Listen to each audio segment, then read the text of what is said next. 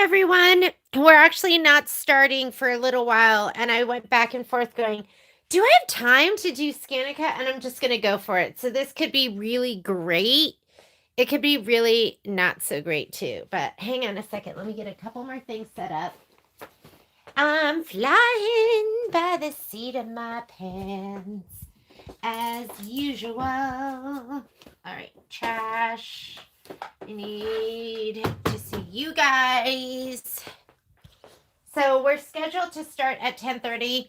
My kids got home on Friday night and they got home on Friday night, and then I've kind of been doing more family stuff, and then I did go to the store last night and I stayed there super super late.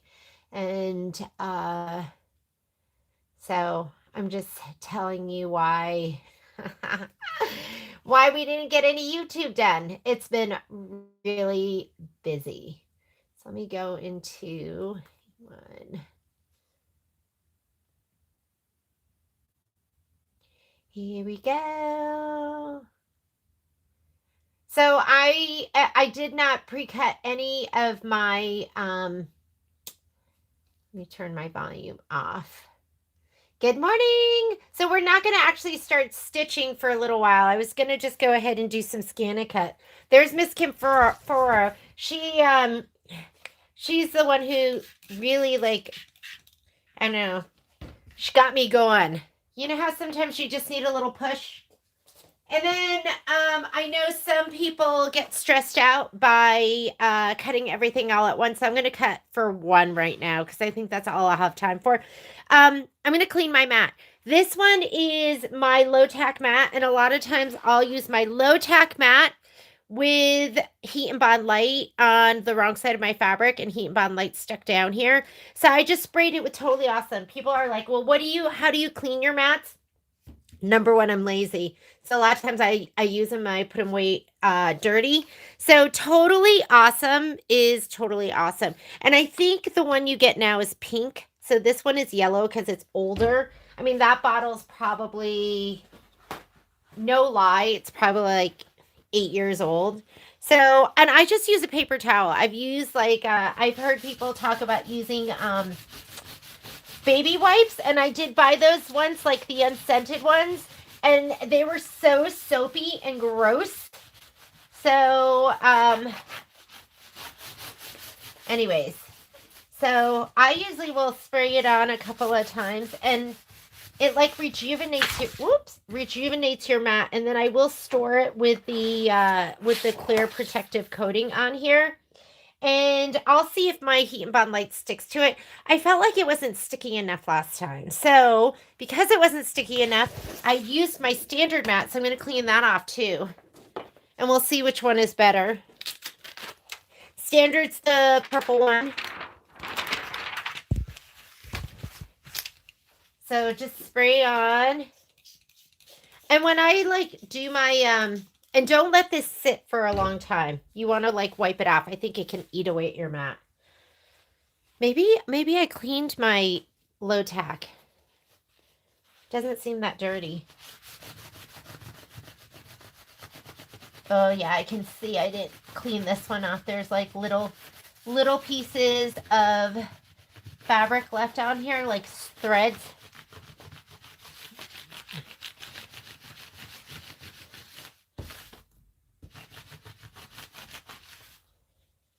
I mean, it's kind of grody, right?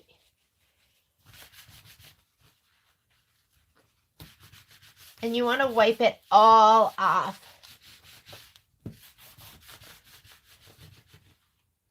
Sometimes I'll see like little spots where I've not used my standard mat much. And as it starts to dry, it'll get stickier and stickier. So, yeah, that's pretty sticky. Sometimes I'll just get in there with my fingernail and try to scrape stuff off. Okay, so these are both ready. I'm just going to put them to the side, figure out what I want to use. I'm going to heat up my iron. I'm going to grab my applique pieces. Sewing room right now is beyond messy because Violet's home and she's going to do a little trunk show. She's like, can I do a trunk show at the store? And I'm like, Yeah. Go for it. Yes. So, she's my jewelry maker. Violet and I are both jewelry makers, but I haven't made jewelry in a long time. I have been too busy. Too busy. Okay. So I had to clean off this table because this little table, which I got on Amazon, I absolutely love. And I think we have an affiliate link, but you need to get one because look at it. And I just take it all over my sewing room, and Violet was using it yesterday for her making her jewelry. Okay, I have Heat and Bond Light. And I bought it by the bolt, and I heard, I mean, I love it. I did ruin a mat. So if you look at your Heat and Bond Light, it is like, it's got these little like dots of glue. And if you do not adhere your Heat and Bond Light I'm going to go from this angle so it's not totally in my way. And just know that my sewing room is a mess right now. This is the in and out to the house. And like Kai's friends are here, Violet's here. And I've been trying to do it all. So I'm going to open it up, lay it out, and I'm going to just lay my applique pieces down on this. Applique. We're going to start off with, I know you guys are probably all done. You're probably like, I can't wait for her. She's taken so long. I know I've done like, what, 2 blocks so far? That's it. That's it. I usually get through stuff so much faster. And last night I was at the store. I was watching Victoria, that Netflix series. And then I was just cutting kits because poor Lori has a broken wrist and she's been cutting kits. So if you get a kit that has a cut that maybe isn't totally perfectly straight, that's why. And normally her kits are so amazing. Okay. Do I need all of this? What is this one? Is this this is the actual background of the thing. So I think these are what we're cutting right here. These are going to be the side pieces. Let me make sure though, because I don't want to lay down stuff so I think, is this one? Which one is this? Let me just make sure. Applique. I don't want to just be cutting haphazardly. This is why I was like, do I have time? Oh, this is the roof. This here is the door. Did I grab the right stuff? Is this the Free Hugs and Kisses? Let me look at the Free Hugs and Kisses.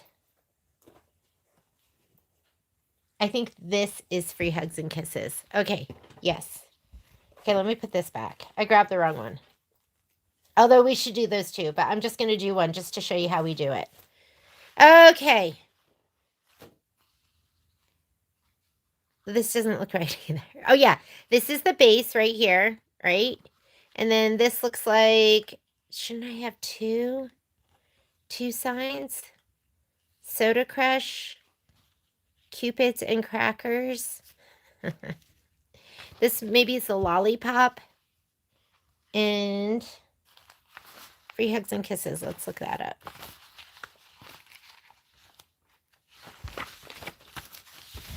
Free Hugs and Kisses, the background. Right here. Free Hugs and Kisses, the lollipop, 2.5 by 2.5. And remember I did some fabric wrong.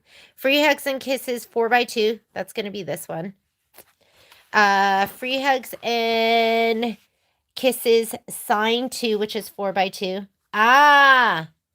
4 by 2. This is not 4 by 2.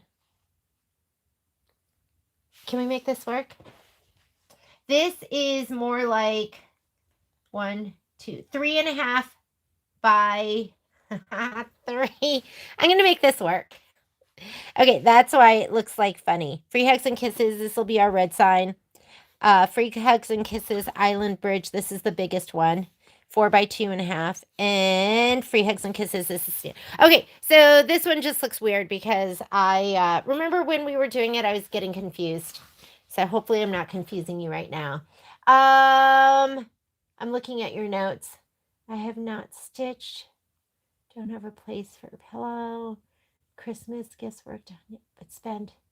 Oh, that was my problem. Like literally, I have not done. So we. Let's not say we. Let's say I. I clean all of our so just know that this one looks weird because it's supposed to be long and skinny and mine is short and fat because I obviously messed it up. All right, I'm going to put the wrong side of this to the bumpy glue side of this, and we'll just fit everything in.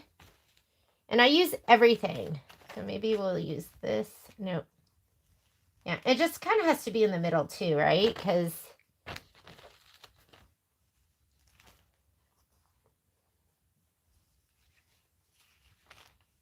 do you have a better piece there? Maybe we'll start from the top. Make sure there's nothing icky in between. You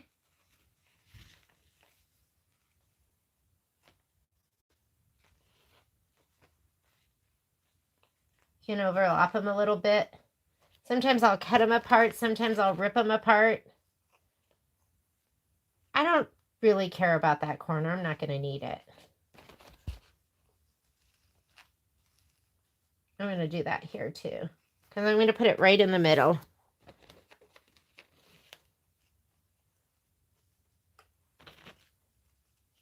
I'm going to use a Teflon sheet. That way, if everything isn't, if there's some glue in between, it's not going to get all over everything. There we go. How about that?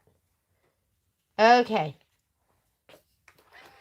This piece I can just go on. Let me get a Teflon sheet. And I always keep a cutting mat right here.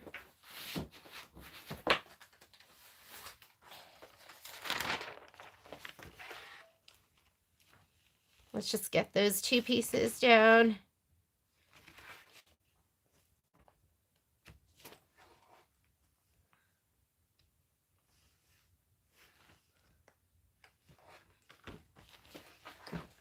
I'm going to cut it off and then I'll press it a little bit better than what I just did.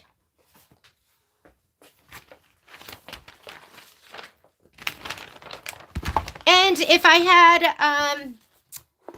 had more time, I would have just taken all my applique pieces and put them down. This isn't a really big project, so it's totally doable.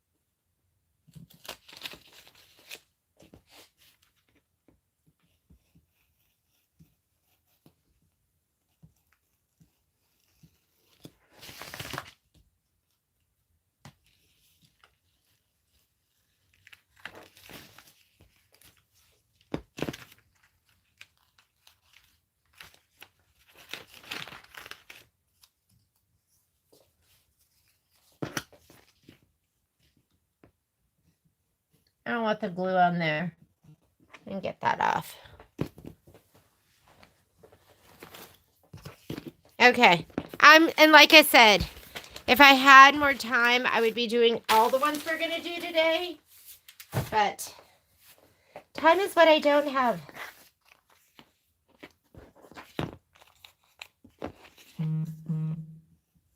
But we'll just do a little cut because I know I promised you guys. Because I know some of you are new to Scan-A-Cut, right? I consider myself new to Scan-A-Cut. So Violet yesterday when we were, we got out all the jewelry stuff and, she, don't want to iron on this. We pulled out, so the very first project I had done was with Scan-A-Cut was on paper. And I'd made these jewelry tents. And I was like, oh my God, I did that? I mean, I didn't even, I knew I had done it. But, and I knew it had like, you know, it'd been hard for me to figure it out because I copied somebody else's design. Like I'd bought these tents and I was like, I think I can do that on the Scan and Cut. And so, I'll have to show them to you tomorrow on the live feed because they're kind of cool. I was like, this is cool. Like I made lines that you folded on it that were, you know, perforated. So it folded well. I did little cutout holes, I think. It was just neat. Okay. I'm always so paranoid that my heat and bond light isn't going to be adhered right because I had that one incident where it wasn't adhered and then it ruined my mat. I ruined my mat. It didn't ruin, I did it. Because then I put it down on my mat and I put it down on my mat and it stuck because it wasn't completely adhered. So you have to make sure this stuff is adhered really, really well. And somebody sent me a note. I'm sorry, I can't remember who it was, but you sent me your note and said that it should be 320 for the heat and bond light too. So here is my low tack mat. Let's just put one of these pieces on and see if it adhered well. And when you peel this off, you want to make sure that, oh yeah, I only put it right in the middle. Smooth and glossy. Do you guys see that? Like it's smooth and glossy and you're not seeing the individual dots on it. I have a piece of yarn stuck under my iron. Oh no, I think we're good. Is this iron so gorgeous? I feel like such a queen when I use it. I'm going to put it down. If I don't feel like it's sticking super. Oh, no, that feels pretty good. So, and I like to kind of spread the love out. What you don't want is I'm going to put all these down right now. Doesn't matter where you put them down because you can scan. Let me see. See, it doesn't feel like it's not sticky enough. I'm going to use my standard mat. I don't want it to drag. So you have different levels of stick too.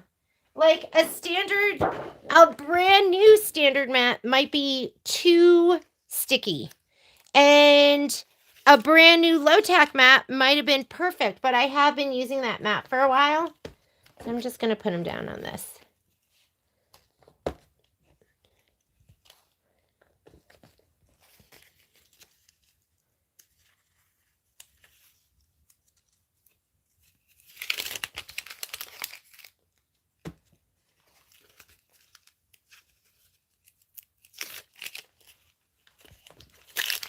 Okay, here we go.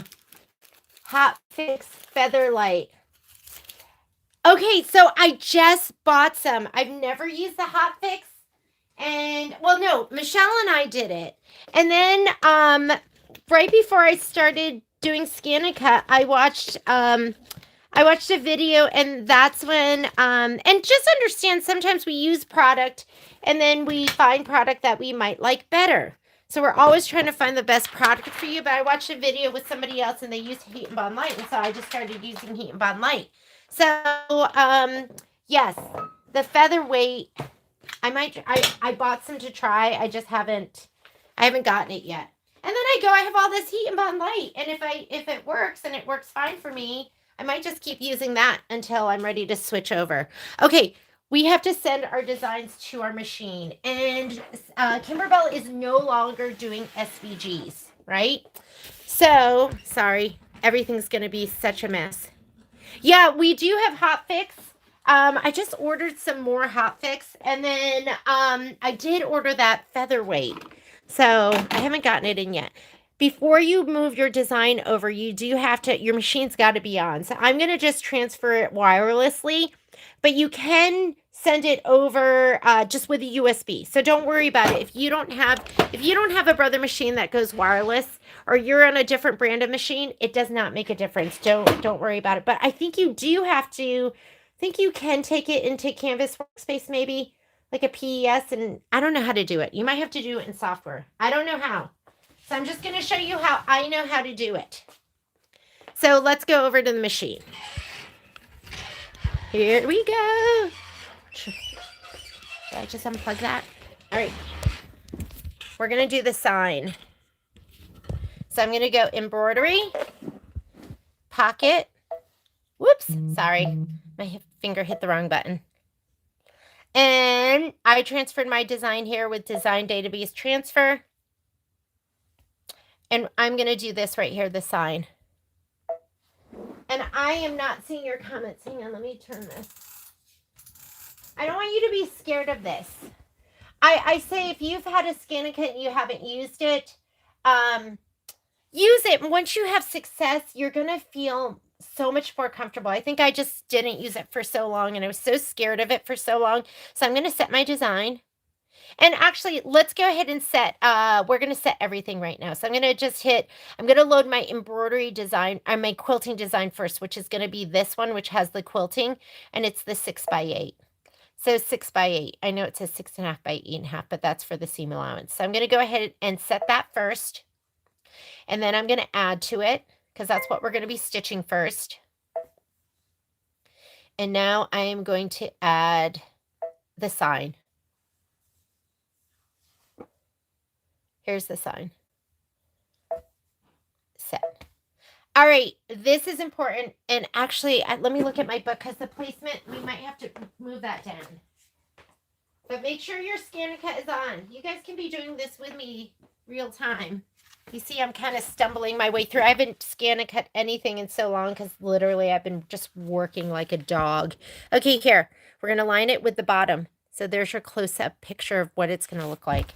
So I'm going to, let me zoom in, zoom in 200% so you can see the red line of the sign design. I'm going to bring that all the way down so it's on the bottom orange line. And that's the bottom line of the quilting. So we're going to go edit. This is my move key. I really miss the words. I think the words were so much easier. Okay, so now they're even. So that's in the perfect spot. I'm going to go back to 100%. And if I was just doing this myself, I wouldn't have even zoomed in. So now I'm going to pull out the applique pieces. I'm going to change the placement lines. So you know the blue placement lines that tell you where to put the fabric. You can change those into applique material. So that's what I'm going to do right now. So it's really important that you are set to the right color. So go to your settings button. And if you've selected, and I don't know what page yours is going to be on, but mine's here where it says thread, not thread. Well, I like to leave it a name of color, but brand. This is really important because if you have one of these brands selected, it might not change it into an applique line. So if you're doing this where you're changing your placement line into your cut line, you need to be on original or embroidery. I think these are the only two, but it might work with some of the others. I just haven't tried it with all of them. But make sure you're on one of these two, or else you'll be frustrated. You'll be like, why isn't that scissor button there? So I'm just going to leave it on embroidery. I'm going to say okay. I can also get into that from this screen too. So, and now I'm going to go into this button right here where you see the spool and the colors. Go ahead and touch that. And this is your first, sky blue is going to be our placement line, but we don't need that. This one right here, that is going to be the tack down or the placement line for the background. So we're going to just keep going. And actually, I know it's going to be in here, so I don't want any of this. These are for my quilting, so I can just go everything below this, okay? So I'm going to touch this one. That's actually a placement for the fabric. We don't need that either because we're going to do block by block. There we go. There is our first applique placement line. So that's going to show you the placement line. What you're going to do next is right here in your color list, you're looking for that button right there that has the little scissors. Touch that, and now it's going to change it to applique material. We're going to send that over to the machine, but we're going to send them all at once. Okay, so that one's been changed. Those are the next two signs up on the top. Do you see that right here? Sky blue, change that into applique material. And touch them and look and see what they are. Applique material. Applique material. That's applique material. And it makes it easy because you are just touching the ones that are blue. And the rest is stitching. That's it. So once you've done that, you're going to say, okay. You're going to save it. You're going to hit your pocket and save. And this is where you might have to put it on a USB. Not a big deal. Just put your USB and hit the USB button. For me, I have, what is it? What's it called? The connect thing? I don't even remember the name. So I'm going to hit this. And that's going to send it to my machine. Do you wish to send this to the machine? Yes. And it's going to delete whatever was there. So I'm going to transfer. And now let's go to the machine and then we'll cut all of those, okay? So there are your it's not your SVGs, but if you no longer have SVGs, like me, here we go. Sorry. Traveling. Okay, here. All right.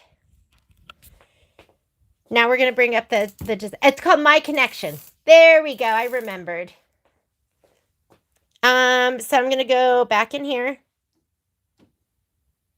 Carriage is going to move. And I'm going to go, don't go to retrieved. If you're bringing it in on a USB, you're going to go retrieve data. You're going to pop your USB in, hit retrieve data, and then that's how you're going to pull it up. Very easy. You do not have to have My Connection. But there it is. If you send it over the way I did, you're going to go My Connection. We're going to hit retrieve.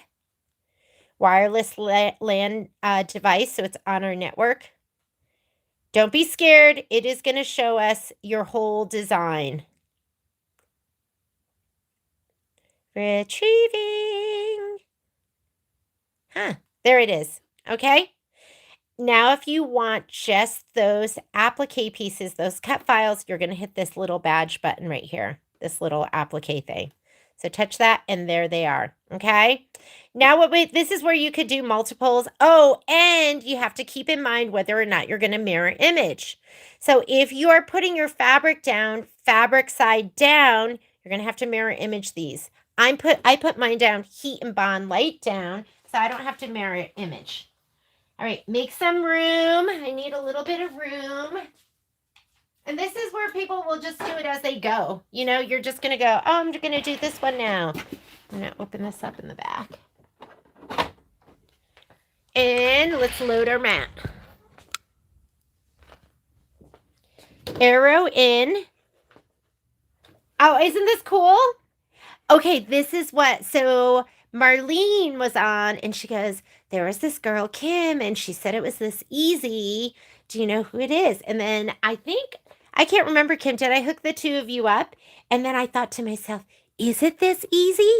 If it's this easy, then I'm going to do it too.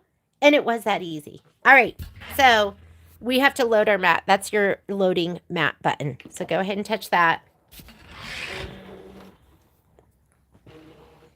Make sure it's not going to hit anything in the back. I have so much stuff everywhere. Oh, we're loaded. I was just sitting here waiting. Okay, so I'm going to select this one. So now you have to go through your screen and select the ones that you want to cut. So I want that one. I'm going to say okay. I'm just going to leave it the way it is, but I could change the number of them if I wanted, but I don't need to do that, so I'm just going to set it. I'm not going to worry about where they are right now. I'm just going to bring them in. Then I'm going to add, because I want to add the next one. So I'm going to take this one. Okay, set.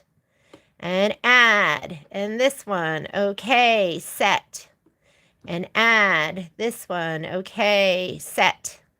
I'm not changing the size. They will be perfect. They will fit that placement line perfectly.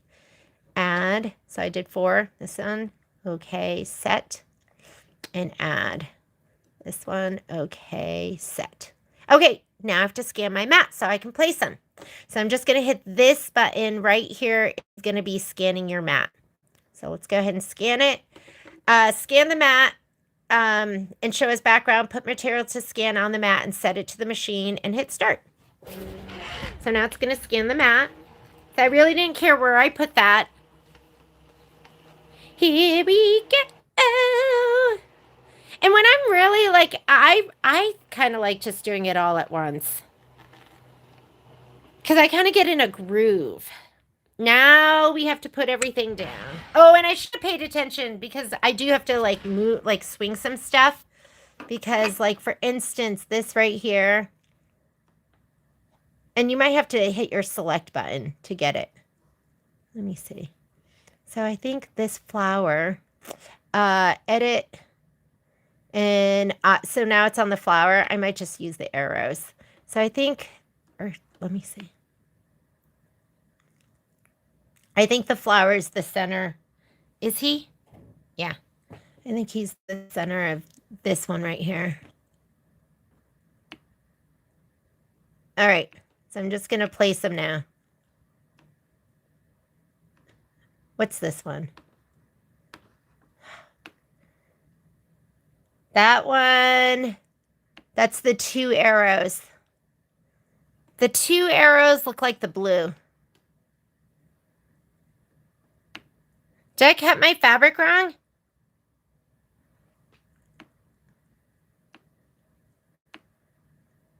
There.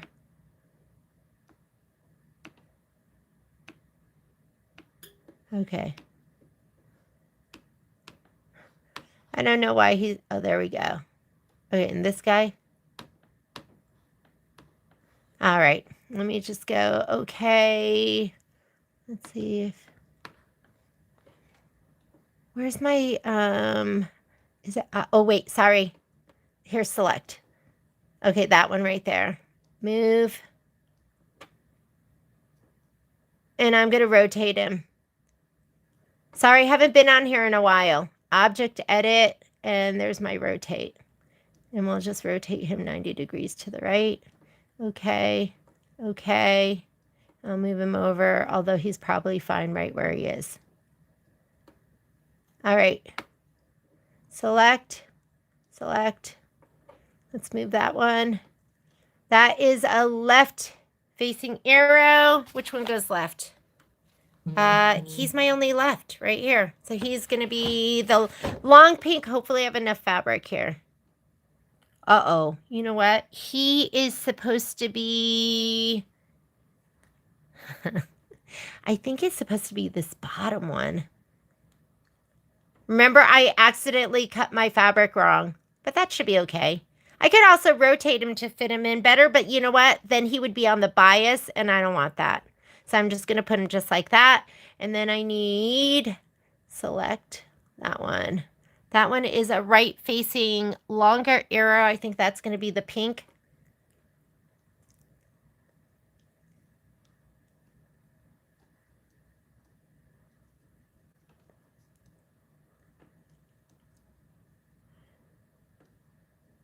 And then I only have that one right there.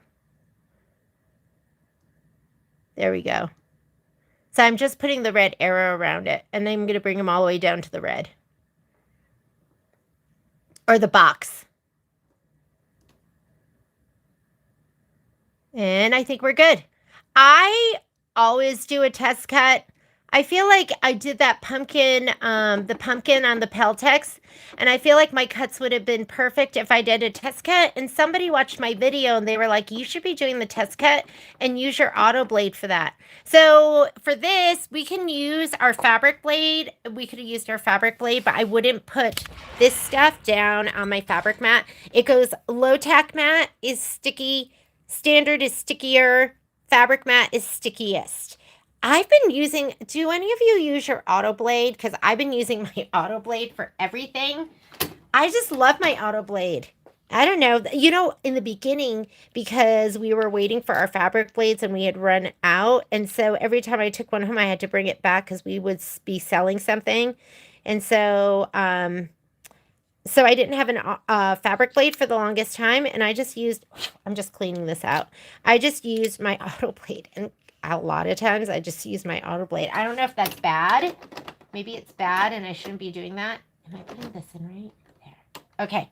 That should go in. It should fit nice and easy. I'm going to do a test cut. We placed everything and now I'm just going to go okay. And I'm done with all the placement. I'm just going to go okay. I'm going to go okay. And then it's please select. I want to cut.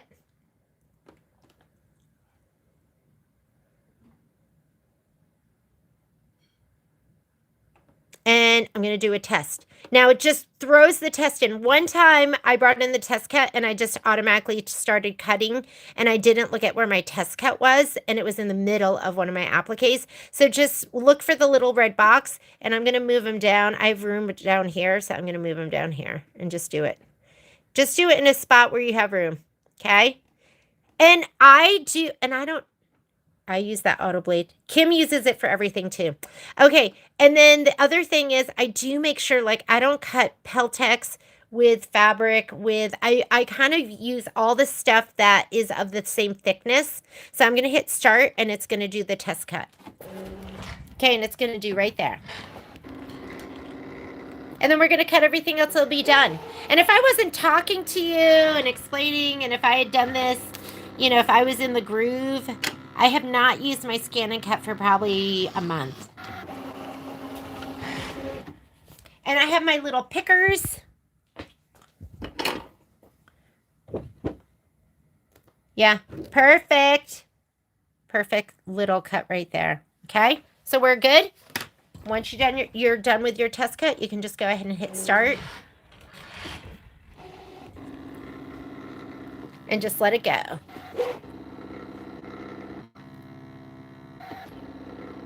And you can do other things like, I didn't even look at all my settings.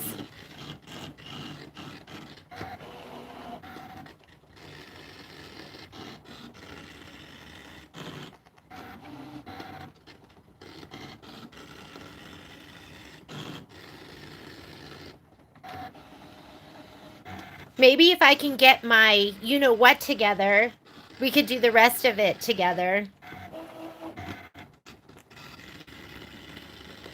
I've been using the same auto blade for a while now. I'd recommend like keeping several in your stash.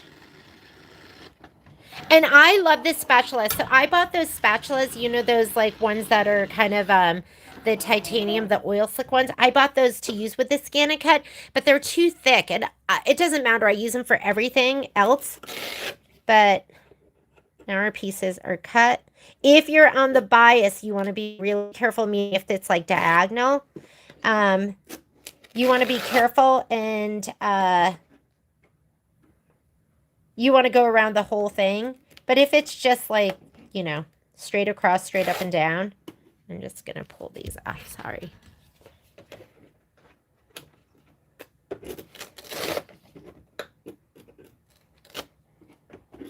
But I love this spatula the most. If you don't have it, they sell it. It's in a set with the spatula and the little hook.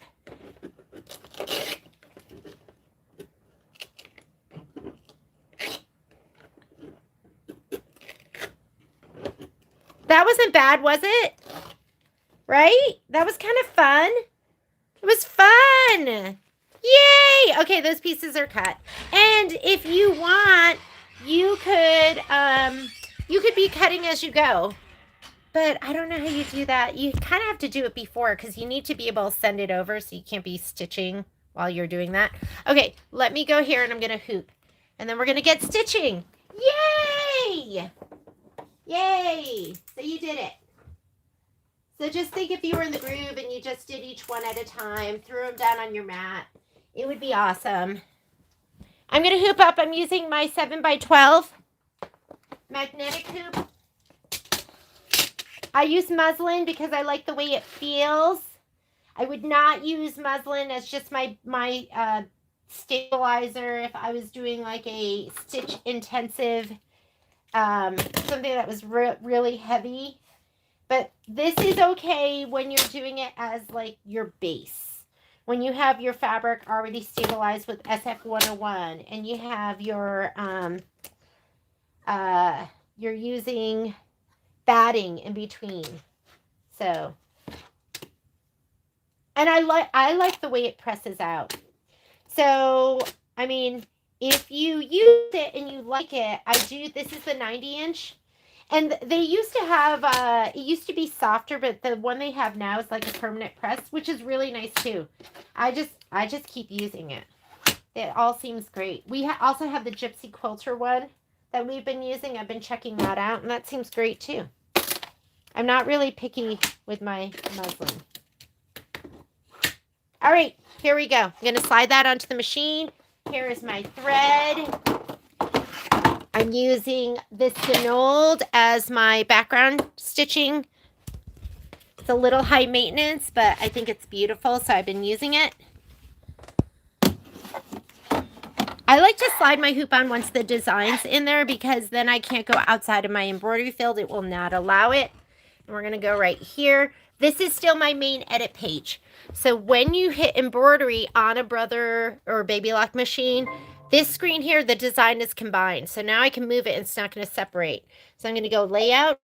This is my move buttons. I'm going to scoot it all the way to the top. What that does is it helps me not waste the muslin that's on the top and the bottom. You're going to be more efficient, or you're going to be less wasteful. So now I'm going to just go ahead and go okay. And I like to touch this button right here. That's going to go backwards and forward stitches and whole colors so we can skip steps that we don't need. The very first step, I'm going to go ahead and do that. And that's going to be the placement line for the batting. And let me get my spray tent and we're going to spray.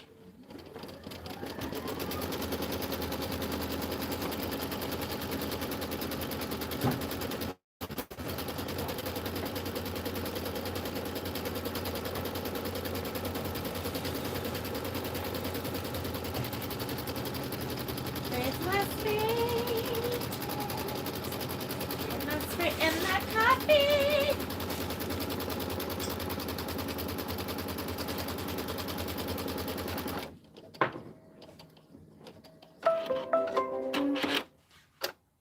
Hang on, I'm grabbing all my pieces.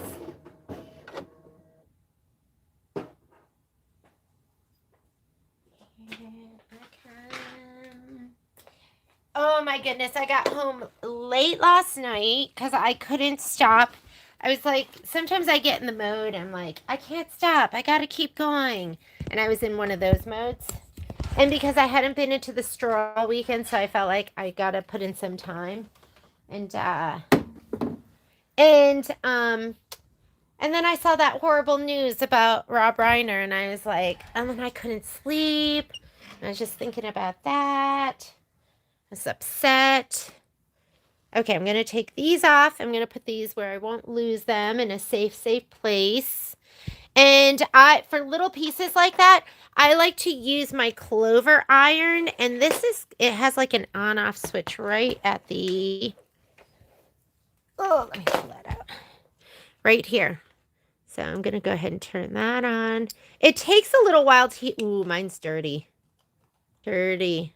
I should probably turn it off and then do that. Okay. I'll use my, whatchamacallit, my Teflon sheet to protect. All right, I'm going to give this a little shot of spray. Wrong side.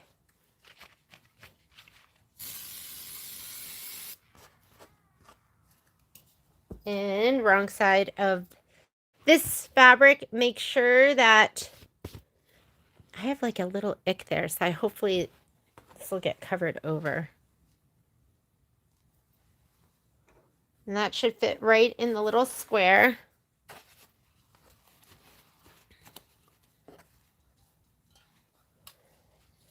I just remember him as Meathead, right? Which is so tragic.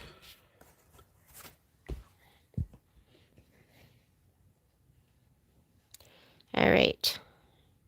This down. I'm hoping one of the signs will cover over that icky part right there. All right, next thing it wants to do is the batting placement line, and we're not doing that because we cut our batting to size. So I'm going to just get out of that screen. We're going to skip this step, and then we're going to skip the background placement, and we're going to do the background tack down. Do a color that you can see because you are going to fussy cut to that. So don't do white on white. I used to match it because I was like, oh, you don't want to see it. Well, it gets sewn in, so you don't have to worry about that. Oh, isn't the tent great? It just like makes it so you don't get spray everywhere. Because I'm a sprayer, for sure. Dwani, you're not late. You're just on time. I saw all your ornaments and they were adorable. I was like, Darn it! I haven't, because I'm going to do 2 different versions too. And I haven't gotten my other one done. Um, for prepping our fabric, will we get... Oh, that's funny that you say that, Gloria, because if you got the ornament design, the cut list is in there. So go to your ornament design, open that up, and then there'll be a folder that says getting started, and your cut list is there. So I'll send out a note because somebody else emailed me last night about that, and you're gonna have your cut list already. I got that note. It was from Carolyn last night, and I started to think, oh my God, do they not get the cut list? So I went on, assigned the ornament design to myself, and then opened up the file, and there it was. So open up, just keep opening up the folders until you find it. But it's there. It actually found it in 2 different spots. Okay, let me go ahead and take out this thread. I'm going to put in my high maintenance Hala Shimmer in light pink, although I don't think this is really light pink. And let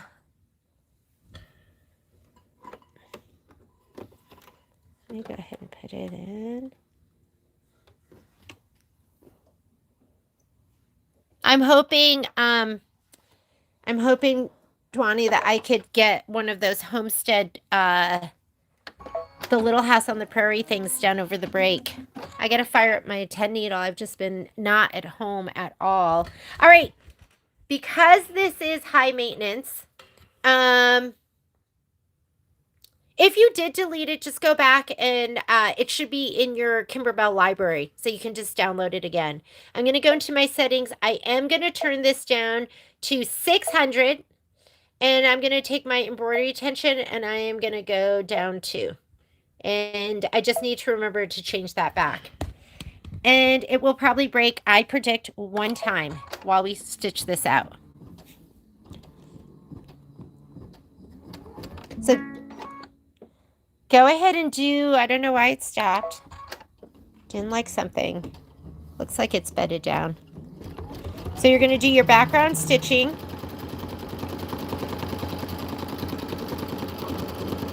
This is going to take us 7 minutes. Anyone have any other questions?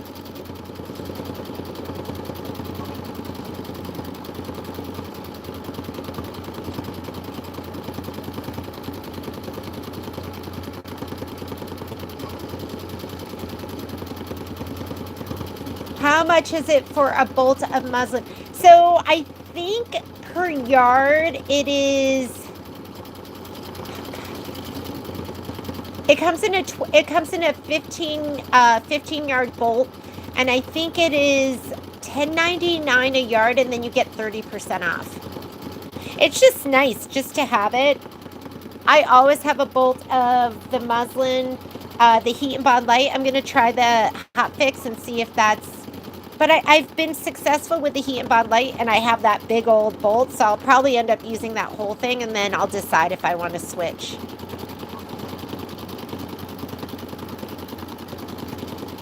And then I also have, I'll always have a bolt of SF101. So those 3 things. So I need a fusible web now that I'm a Heat and Bond girl. I didn't need it before. And, but the SF101 and the muslin, that to me is like, oh, you gotta have it.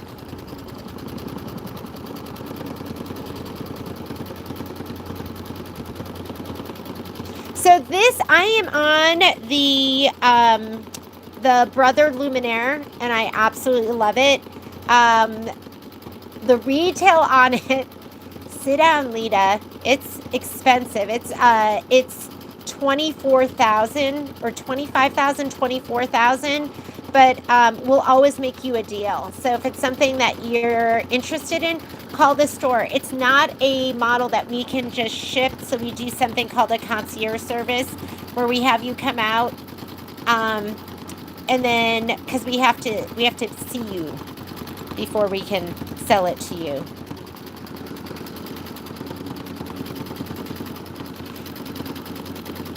And I think it's ready. It was glitchy, Lita. When it first came out, it was glitchy. But I finally can do my 1 pixel. I'm ready to teach file toadstools. I love it. I feel like it's a little more powerful than the Luminaire and the Solaris. The projector is absolutely amazing. You get 11 and 5/8 by 18-inch embroidery area. And we are going to be doing while I'm on break, my break hopefully will be just getting classes ready. I am going to do like an edge to edge, and we'll use the biggest hoop. So I'll do an edge to edge, and you do not have to have the Avenir, and you do not have to have the biggest hoop. If you have a Solaris or Luminaire, you can use your 10.5 by 16. I mean, I love doing it in the 9.5 by 14 because sometimes the big hoops can be big and unwieldy. But there are some built-in quilting designs, so I was hoping that I could go ahead and use those. But we're going to edge to edge that Minky Kim panel. Oh, did I say Luminaire? Yes, I'm on the Avenir.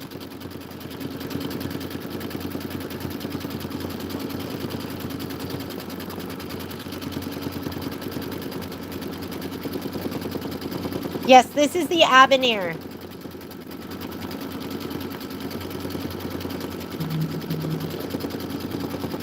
Oh my goodness, it's beautiful.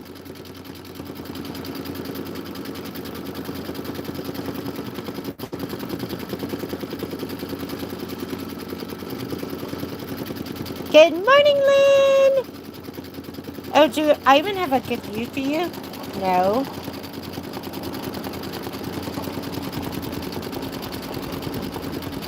I was at this store cutting some more Let It Snow kits. I'm going to stitch that. That's going to be a for sure. We're going to stitch that. I'm going to do it all in one day. And you guys could just join me if you have something else to work on. But I just don't know what day it's going to be. I was thinking we'd do it on the 29th, which is a Monday, I think. And we'll just stitch out Let It Snow. And that's Kimberbell's newest square pillow.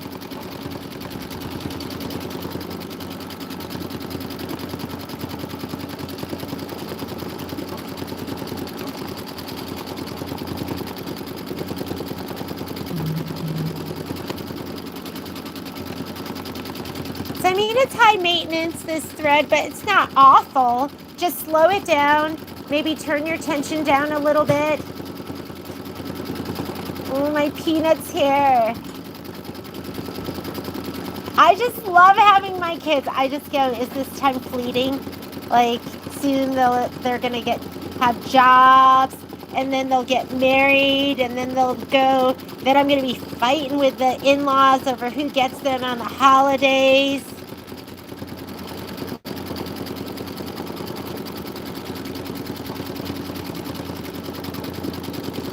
Patrick and Violet just walked back in, so that's what I was talking about. And I call Violet Peanut.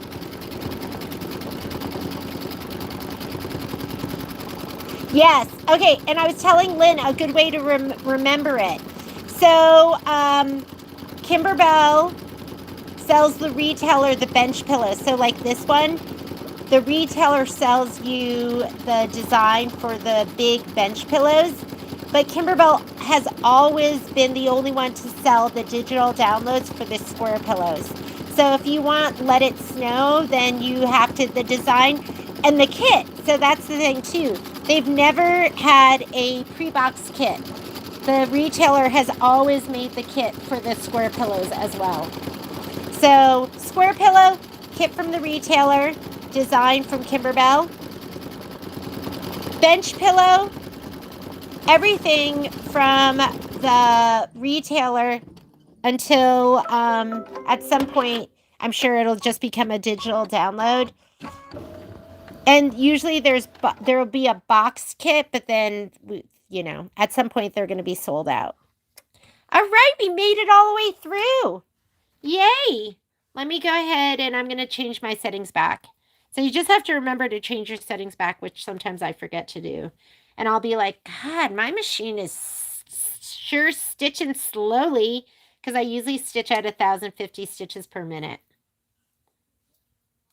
Lita, if you watch my videos, you're going to become an expert on the Avenir. All right, here we go. So I'm going to say okay to this. I'm going to go back to my settings and your defaults. It's easy to know your defaults because they'll be in black. And actually 1050 is the default, but with the 7x12 magnetic hoop, you can only go 800 stitches per minute. And I'm going to take my tension and put it back to default. Okay. All right. We're ready. Whoop. We're ready to get onto our embroidery. So we need to skip this next step because if you've already laid down your fabric, if you haven't, if you're not doing the quilting, then you would start with this one, but we're going to not do that step. It is user friendly. And then there's this one. And sometimes people go, because that last one was tacked on, we're going to start with that little leaf over here. There's a lot on there on this machine. And I always tell people it's kind of like going to a new town, or it's like your car. Your car can be as easy or as complicated as you want it to be. For me, I just can barely figure out how to turn on the AC. I don't even know how to use my defrost. Patrick touches every button on the car. So I think this one's celery. Let me make sure. Yes, celery. So you can be one of those people who learns every single button, or you could just use it to drive from here to there and just use it for the things that are important to you. And that's kind of what I do. And I'm also the type of person that I don't care about a fancy feature until I need it. Like auto split quilt sashing, I would have never have learned that. But then once I wanted to use it, I was like, okay, I'm going to master that. So celery, you're going to stitch the little stem and leaves.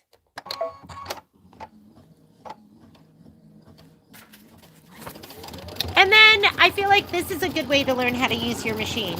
Just do a project, stitch a project with me, stitch a project with, you know, whoever else that you watch online, or your local quilt shop if they're doing in-store classes. And it's just a good way to learn it.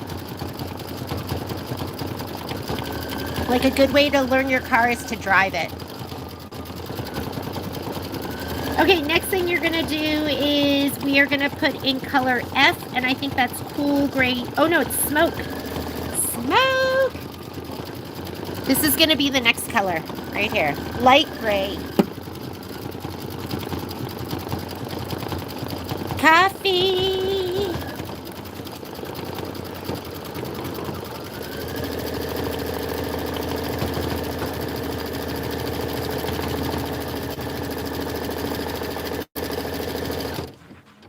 I'm going to do my buttery project too. Just add butter.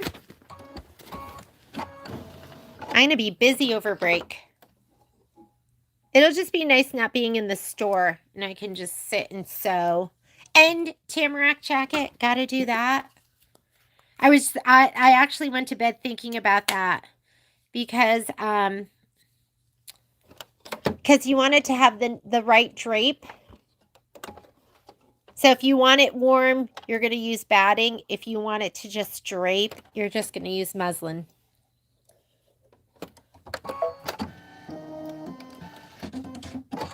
All right, go ahead and stitch out.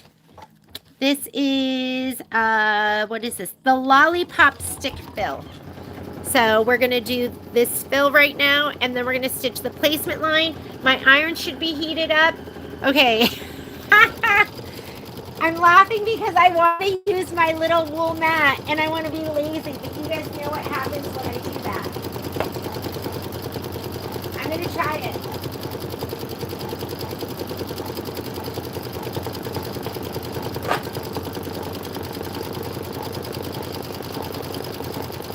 But I'm going to have a reminder. Like, what am I going to put up on my thing that's going to remind me to take off? I'll put my heart on there. So I love these. These are the hoop and press.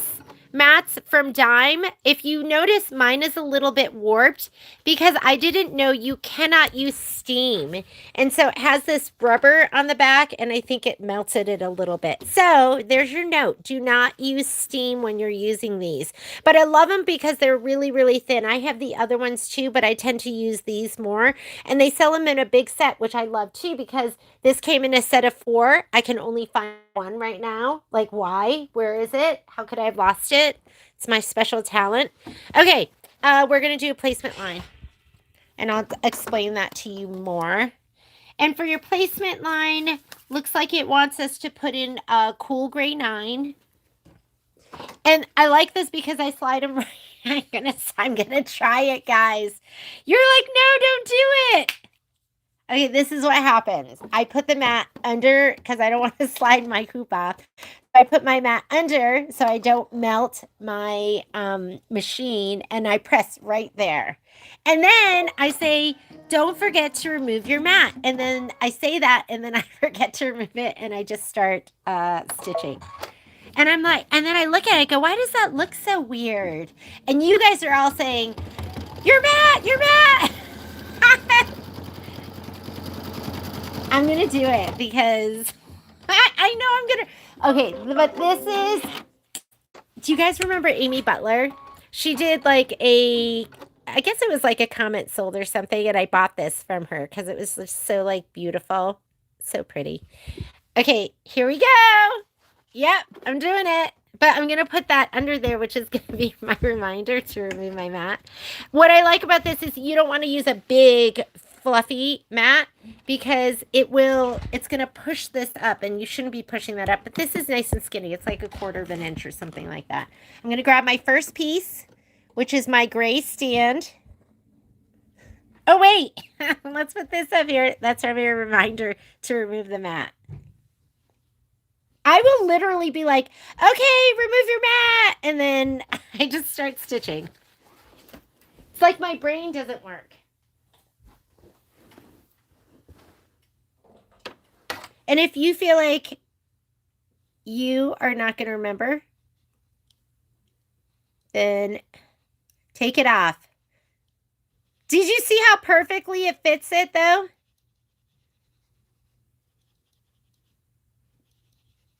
Okay. And I like to have this, too, so my fingers aren't in the way. All right. Ready? Move the heart. Move the mat. Somebody else was like, I forgot my mat. They stitched their mat down. Okay, if you do this, you're going to skip the next step. If you did not pre-cut your staff, you are going to do this step. That's the tack down, and then you're going to trim. But I'm going to skip it, and I'm going on to this step. So let's go ahead. I'm going to do my satin stitch. If you, and so do you save time using your Scan-A-Cut? I don't know, because there's like pre-prep and thought and a lot of stuff that goes into it. But I just love the way how clean it is. I love the process. I love, pulling the placement lines, setting up my Scan-A-Cut, cutting everything, I don't know, and then I just love like laying it down. So I really do enjoy the process, but you do not. I did the first Sweetheart Street without using the Scan-A-Cut, and you guys saw it was totally fine. I didn't use the Scan-A-Cut for my first 15 years of embroidery. Even when I had the Scan-A-Cut, I didn't use it because I was scared. You guys saw it's not too scary.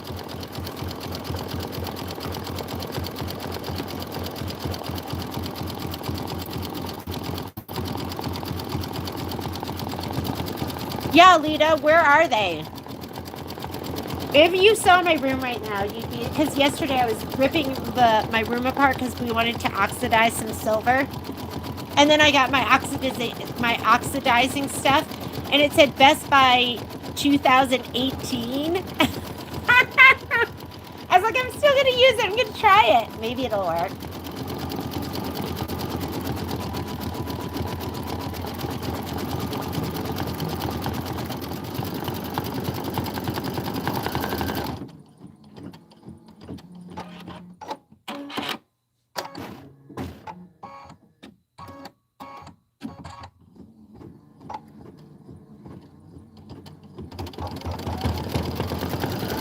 Joanne, I like trimming too, but this thumb is giving me some grief.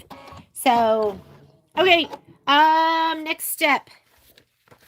Next step. So we just did the satin outline. You might be trimming and stitching down. Just keep going.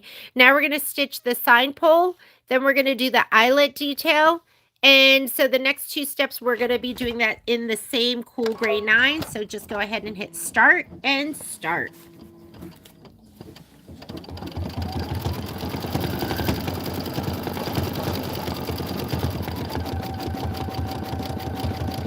I totally agree. Yeah.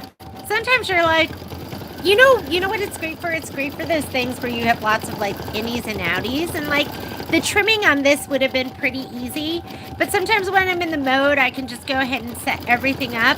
So yeah, it does definitely depend.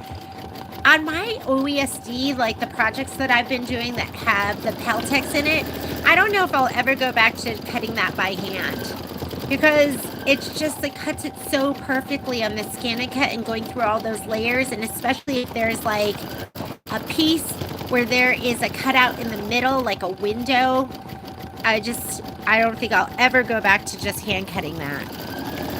But yeah, depending on it, these have been pretty easy. I think these would have been pretty easy just to cut.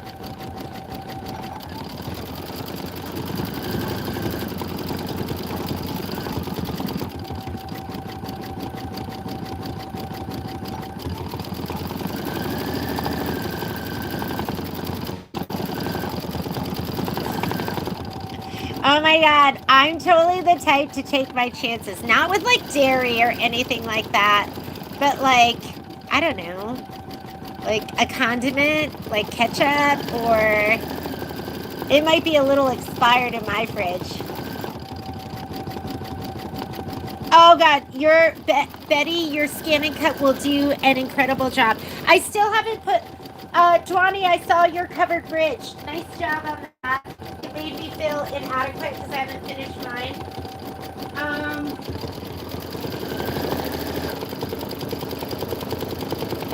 Where am I?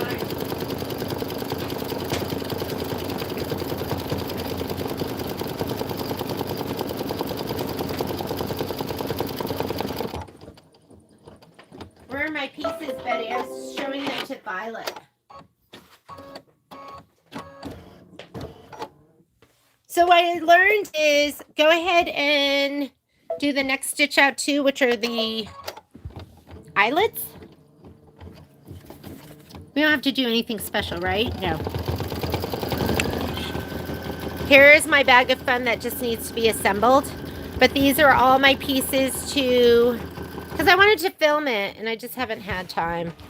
But my machine cut out all of these pieces and it did such an amazing job. And I think for me, the trick was like, you got to do the test cut. But all of this that was on like Peltex or a fiber form or the Kimberbell product, to me, I'm just like, as long as you do the test cut, I've just been using them kind of interchangeably. But yeah, machine cut all of this big, huge, chunky, and I filmed it so you guys can watch the covered bridge. The haunted one. Was that the first time I did a test cut? I had some learning. There was some learning, and I learned while I filmed. So maybe watch the candy cane, the gingerbread one, because I had it kind of dialed in for that. Dwadi, why didn't you use your Scan and Cut? Oh, did you you should have. And I did a spreadsheet too. So that was important too. I kind of learned with those, like some pieces, I broke it down and the spreadsheet's on our website, but I broke it down into the pieces that were single-sided fabric, double-sided fabric, just the fiber form or the Peltex or whatever you were using alone, just fabric alone. And then I think I took pictures too of each layout that I did, and that really helps you economize your fabric that you're using. So there's this little waste as possible. And that was with the OESD SVGs, which are amazing. I'm eating a pretzel, so I'm sorry if that's crunching in your ear. Okay, next thing we're going to do, we're going to put in color I, which I think is pink lemonade. Yes, grab your pink lemonade. That's next. Lita, you should do the bridge. Do the gingerbread one, because on the haunted bridge one, I missed putting fabric on some of it because it was like cut off in the instructions, and of course my little brain couldn't fill in the words. It said put fabric on front and then it didn't say back, so I didn't even notice. I think it's going to come out fine. It's just the inside of the bridge. Hi, Peanut. Are you going to be? Uh-oh. Okay. This is going to be a placement line for the top two signs, and we're going to be putting down the two pieces of... Do you want your table? Take it. Can you just make sure the iron's not hot? And if that, just clear a little spot to put the iron. Or you can put the mats on there. Put the mats on there and the iron. They can come in. The land sharks are coming. I don't know if they are.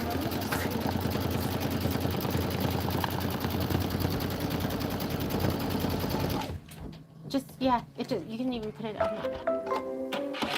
Well, if that's going on there, you don't even have to put, okay. Welcome to the jungle.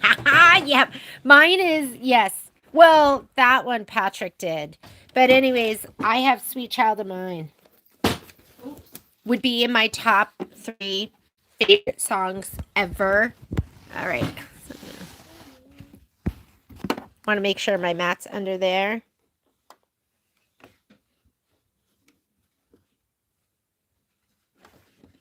This one and this one. I'm going to do one at a time.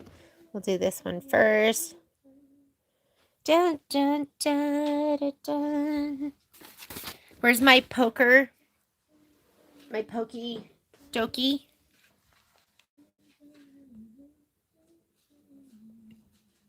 Don't get your hand in there.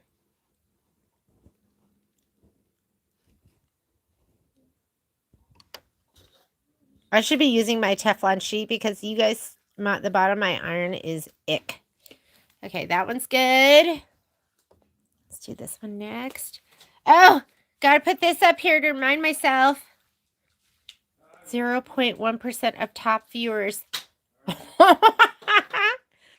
a lot. Hopefully I've kept you company, right? You've kept me company. I've kept you company.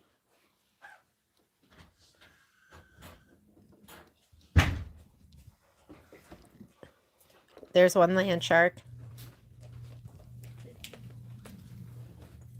All right, those two are down and mat out. Or just slide it off and iron on your side table. So I'm going to skip the next step, which is the tack down. So if you are cutting you're trimming it, you did your tack down, now you're going to trim. And I'm just going to go straight here and, oh yeah, this one's a tack down. If they're all tack downs, then I should just do all of those and press all at once. What color? What color? What color?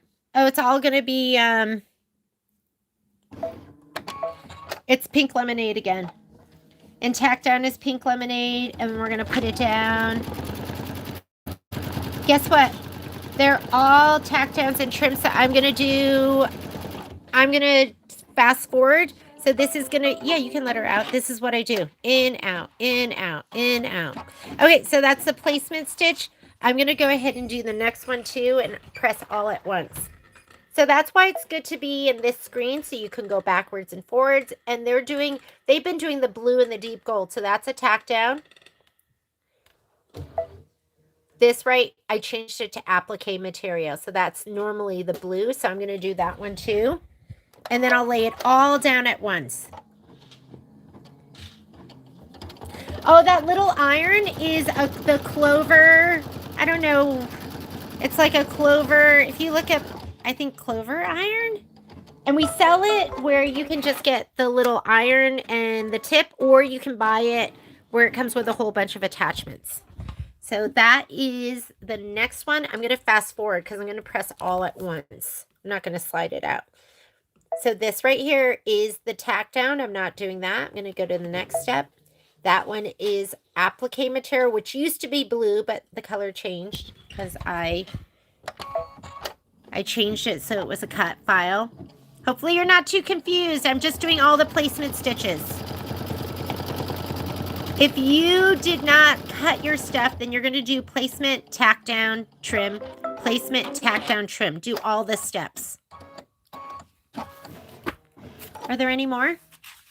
What's the next one? One went that way and two that way. That should be it. All right. So I'm going to put my fabric down for all of these. So I don't have to keep taking this off and putting it back on and taking it off. Here we go. Here's my reminder. Oh, I forgot there was the little circle too. That was probably coming up as well. This one go this way? That fits. I'll lay them all down and make sure they fit, and then I'll start pressing them.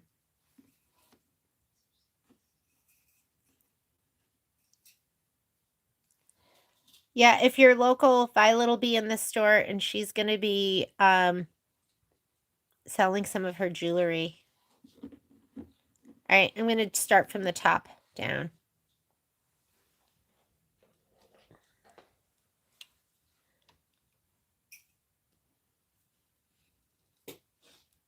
Da, da, da, da, da, da, da, da. Welcome to the Jungle reminds me of being a senior in high school. And Ben Williams used to bring his boombox, and he would play in front of the school. So loud. Isn't it funny, the memories that we have growing up? I wonder what Ben Williams is doing now. Hope he's doing okay. I've never gone to a high school reunion because I grew up in Connecticut, and I don't know, I just haven't made the journey out. Maybe I'll go to one of these days. Would be fun, right? Seeing everybody.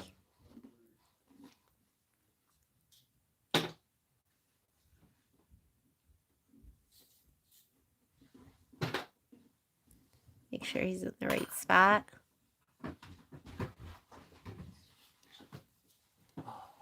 You going on a mountain bike ride with your dad? Momo's outside with Poppy. Okay. Have fun. He's so sad. He walked over and there was no bell and he just stared. Poppy, okay, take this off, take this out. The dogs have a bell. And so they tell us when they want to go out. And there was probably one more for the circle, but maybe not. Okay, that is a tack down. Deep gold is the tack down. Oh, there was one more. There was one more. So let me just slide that back on. And like I said, if you didn't scan and cut, then you're doing placement. You're putting your fabric down, tack down, and trim. Placement, tack down, and trim. How old everyone looked. Isn't it funny? You go and you go, God, they all look old. And then you think to yourself, well, I must look old too. That's what I think. Okay. Still, all of this is in pink lemonade. So I'm just going to go ahead and whoop. Last one.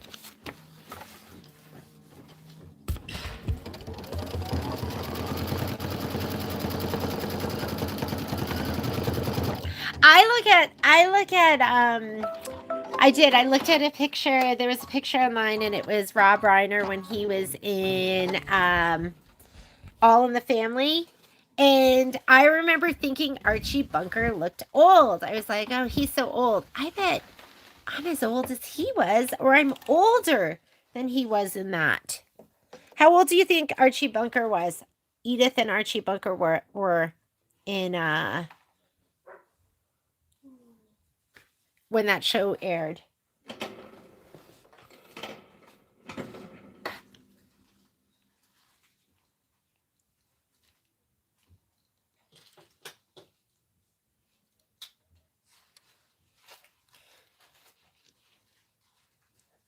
So this is the bigger little ironing spade. This is what it comes with. Do you see how little that one is? And this is great if you're doing like applique and you're getting into little spots. For this, I find like the big one is better. Because sometimes it's a little piece, but sometimes it's a little bit of a bigger piece.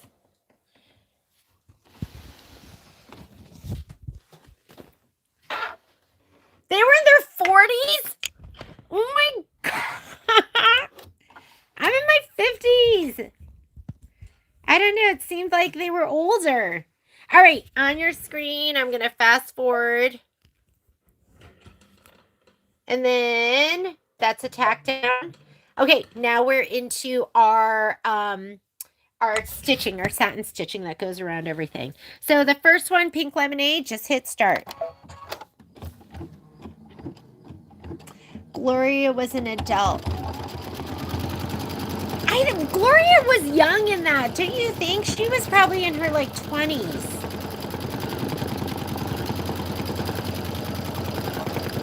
So crazy. Like the Golden Girls. Do you guys remember like watching the Golden Girls? They weren't even that old.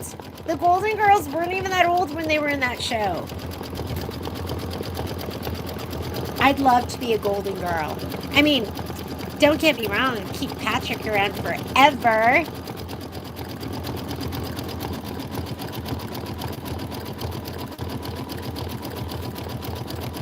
Okay, so you're going to do the lollipop satin outline. Then we're going to switch to... What's the next color? Is it Pink Rose? Uh-oh, I don't see my Pink Rose. I got to find it. Okay, let me go find my Pink Rose.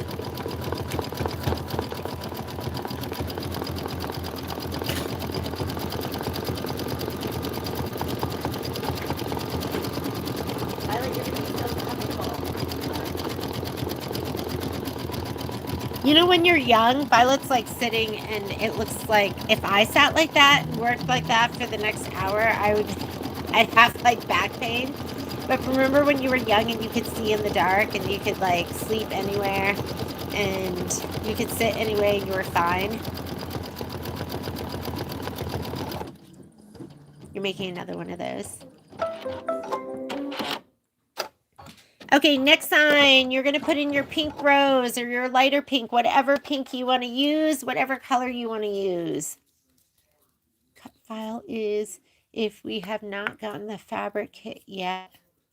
So I guess if color picks, we can check our stash for January and February. Wait, what are we talking about? Miss Mary. Good cut files. Are you talking about for mistletoe? Are you talking about for sweetheart? And if you haven't gotten your sweetheart, the rest of them should be going out tomorrow. I'm so sorry. We were waiting on some more embellishment kits that were supposed to be here on Friday. What are we talking about? Did I put the wrong color down? Is this supposed to be... No, that's right.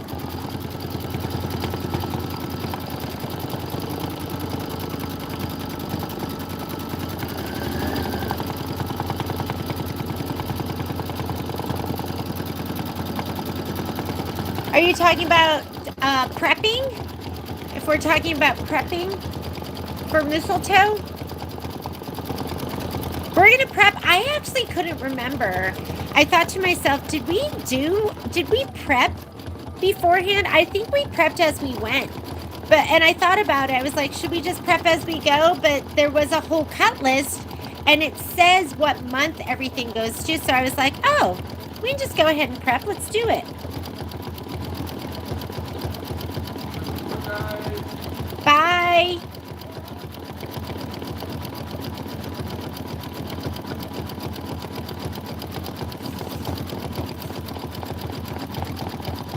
whether we can get a copy of the cut files for the whole year, or do we have to wait for each? You're going to have to wait because they don't give you, there's no SVG anymore, and it's a mystery. If you're talking about the mistletoe mystery quilt, what we're going to do is we're going to be just prepping the fabric. So you're going to have to just do the scan and cut as you go, which is what I did for Wallflower. Then it wouldn't be a surprise, Betty.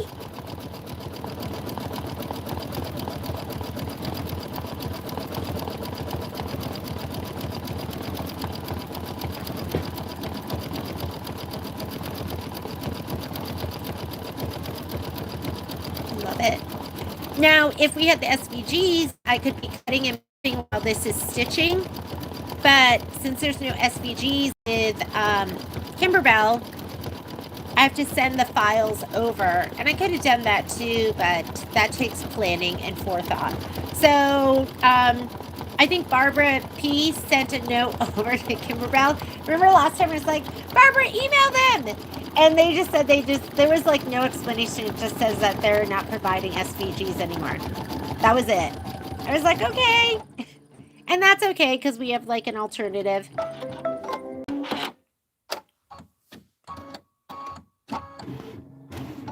We have general cutting instructions. Your general cutting instructions are included with your ornament files. So if you can't find it, just click on every single file. It's there. I checked and then I was like, is it just me? Because, you know, I'm a retailer, but I sent myself the ornament file that you guys got, and it was there. Okay, hit start. Now it's going to do the candy cane stripes. I'll send a note out because I did start to panic. Well, actually, I was like, oh, if they don't have it, then we can't cut for the whole thing because I can't send them my stuff. And then I was a little excited. I was like, oh, good, we don't have to prep beforehand. And then I looked and it was there and I was like, okay, let's just do it. Let's just get it over with. It's always nice to sit down, do it all together, all at once, and then we can just grab and go.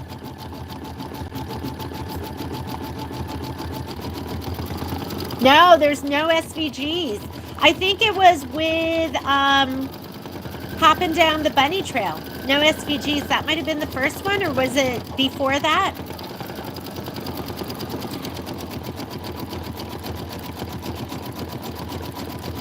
So what if you don't have a Baby Lock or Brother Machine and you want to cut the files for the Kimberbell designs? I think you can do it with software. I don't know. Can somebody confirm that? I think you can put the design into your software and create a cut file, but honestly, I'm not positive. I'm a one-trick pony. That'd be a question for Michelle.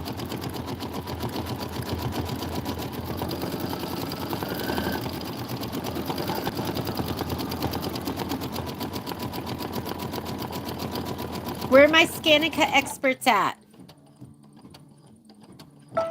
Okay, next color. You are going to go ahead and put pink lemonade back in. Wait, let me make sure. What's H? H, H, H. H. A, A. Oh, no, you're going to put pink in. Pink, not pink lemonade. There were a lot of pinks in this, but that makes sense, right? This is like Valentine's Day or... I'm going to give this to Patrick Mulligan, the love of my life. He would hate it. He'd be like, thanks. It's just not his thing. It's not that it's not beautiful. It's just not his thing. Oops, sorry.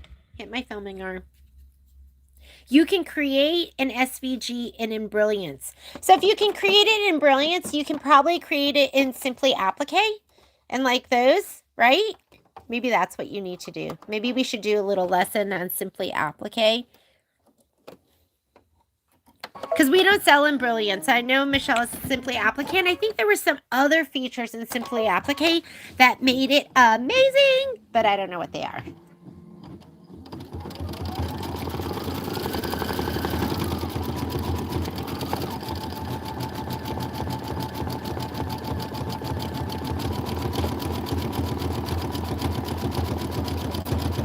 Okay, pink. You should be putting in your pink.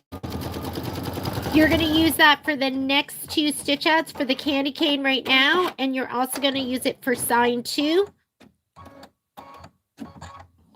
I guess I could be prepping. Why don't I do that? Okay, while you're stitching this, I'm going to prep my other fabric for the next one. Because why am I just sitting here? I'm like, duh. I'm just sitting here wasting time. What's next? Valentine's Sweet Shop.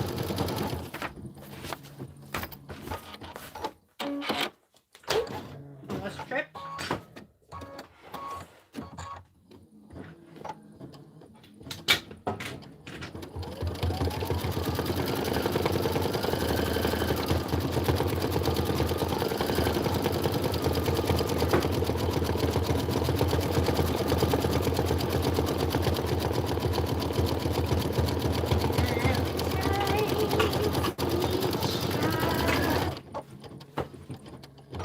Violet, I sing to them. They love it. Don't you guys? You love my singing.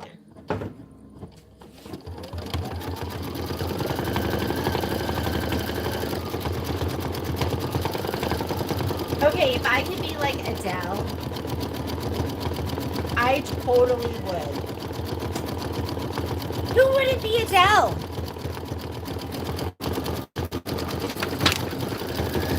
Yeah, this is a lot of like satin stitching.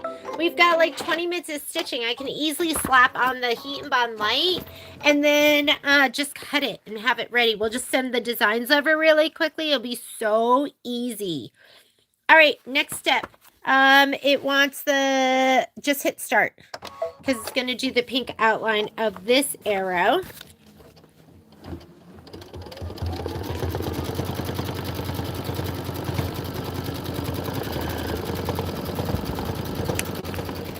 Oh, Violet's making gorgeous jewelry. Okay, here we go.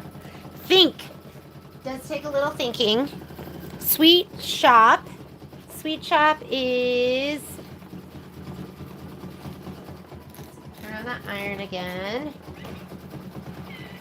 And here are my pieces. I think they're all applique. I'm just going to put backing on all of them. Hopefully they're the right size as to not confuse you.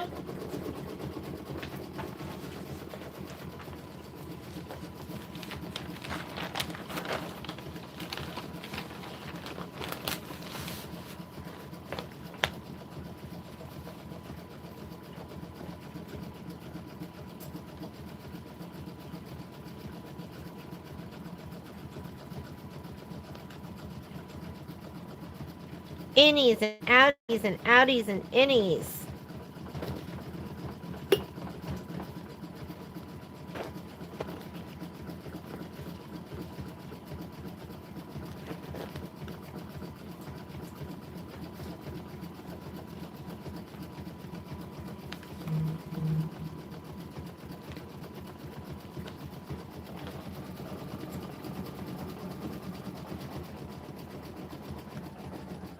Oh, that looks pretty good, right?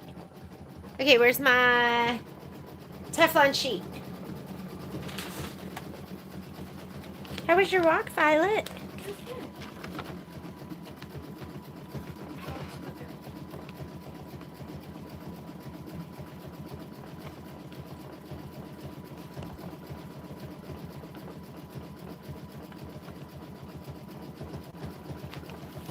Okay. Let me cut them out, and then we'll give it one last press.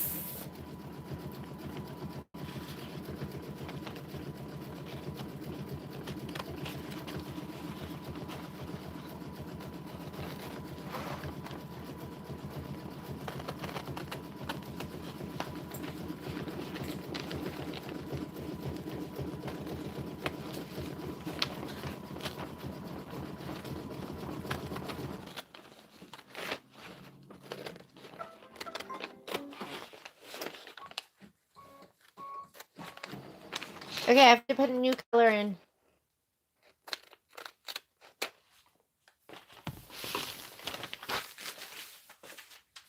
What's What's my next color? Here we go. All right.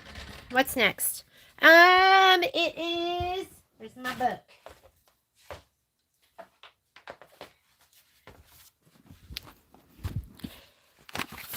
Sorry. What did we just do? We just did this one right here.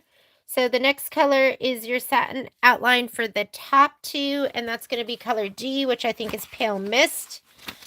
They've been using a lot of Pale Mist lately.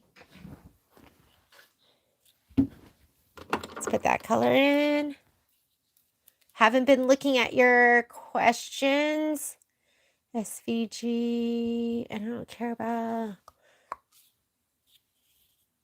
Oh, you like the book. Well, they're still including the book. When there was a book, so they've never included a book with the like the ones that came in like the CD case. But they're still including a book. Like Enchanted was still a book. So for the bigger projects, they're still including it. It just has the digital download code. So, I mean, I love the digital download code. The things I like about the digital download code is if somebody buys that from us, we can just send them the code and save them some money. And so, I don't know. I'm kind of into it. They are updating to a new website. Wow, that's a big deal. I tried to call my rep today and I wasn't able to reach her, and I wonder if that is why. Did you see where? No, I didn't. You have to send it to me. Although Violet, I don't know if she's outgrown Tay-Tay. Have you outgrown Taylor Swift? You don't even listen to her anymore. What did you think of her newest album? Did you like it or no? Did you even listen to it? Oh, she's outgrown her! I told Violet that even though she outgrew her, we're still going to go see her next concert.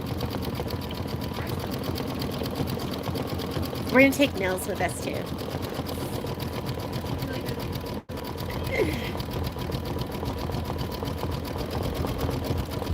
Oop! This is dying. I'm going to switch my cord over. Hopefully I have enough juice. We're going to do this one. We'll do another one. Maybe we'll do 3 today.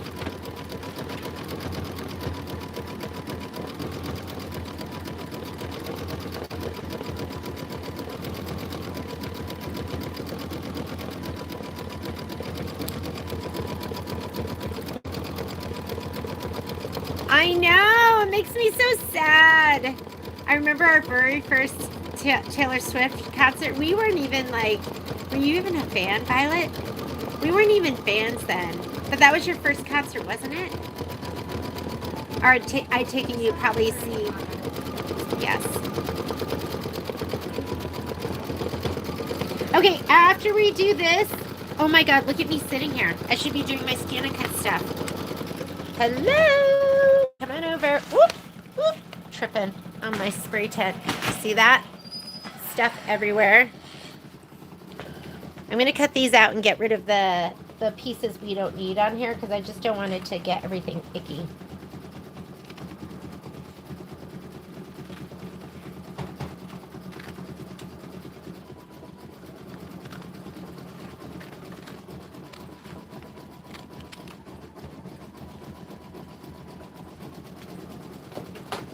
It's a hazard. It's like, you should see this store because Graydon hasn't been there. She's had finals and she does all our pricing.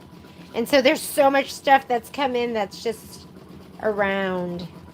I've just been slopping on prices. She puts everything in the system. So there's so much.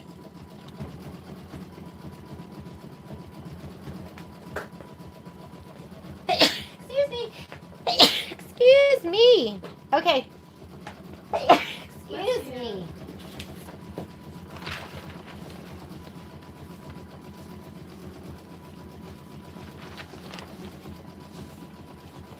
Another good thing to use that I got, which Michelle recommended, is butcher paper. So I butcher paper too, and sometimes I'll just lay that down because it's like easy to just throw away a piece of butcher paper if it gets icky.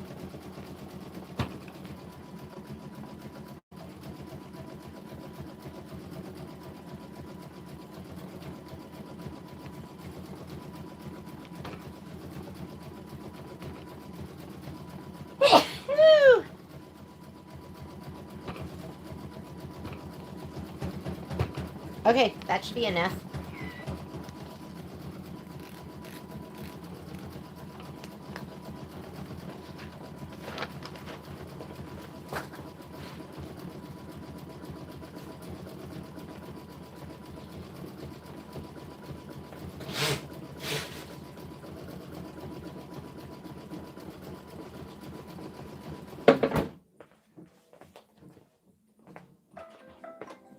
Hey, what's over here? Don't trip!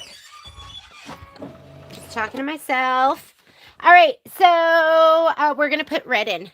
So the red is cardinal red. Isn't it amazing how many different reds there are? I'm like, is this really that much different than wildflower?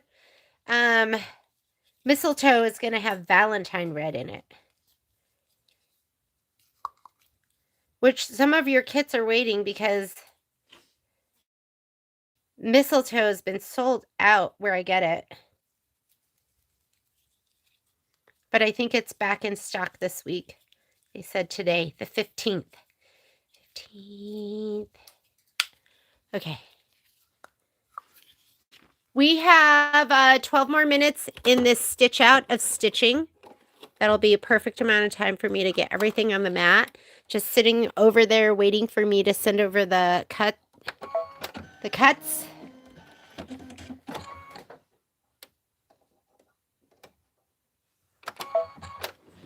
Okay, let that go.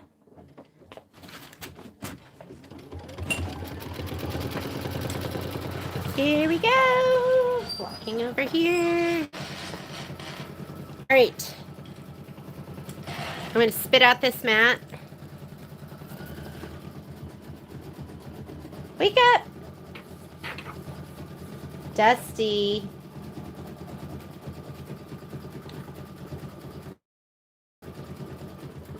Finish, and then I spit it out.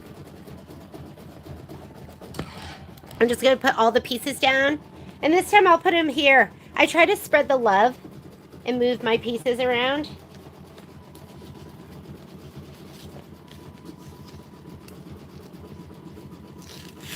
So I think this is what people talk about when they cut as they go, right?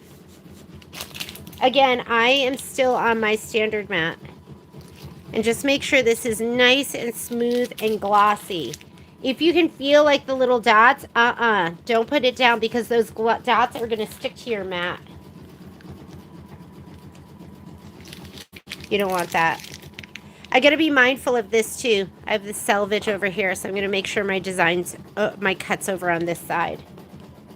Not just right in the middle.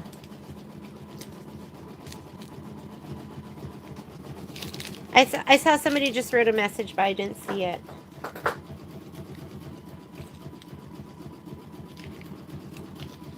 I don't think that was adhered down.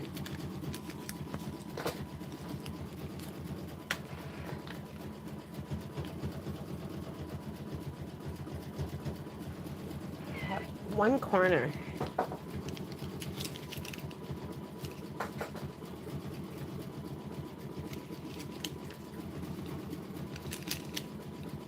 I don't like that. Hang on, I might put another piece on there. Maybe I ruined it.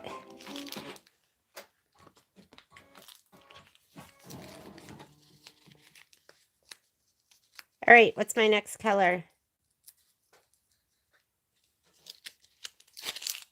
Ooh. Oh, no, that feels good. Okay, I might fix this because I think I ruined it. Do you see how it's glossy on one part and not the other? And I'm gun shy. Like, now that I know I can ruin a mat, I'm more careful now. Okay, next color. We are going to do...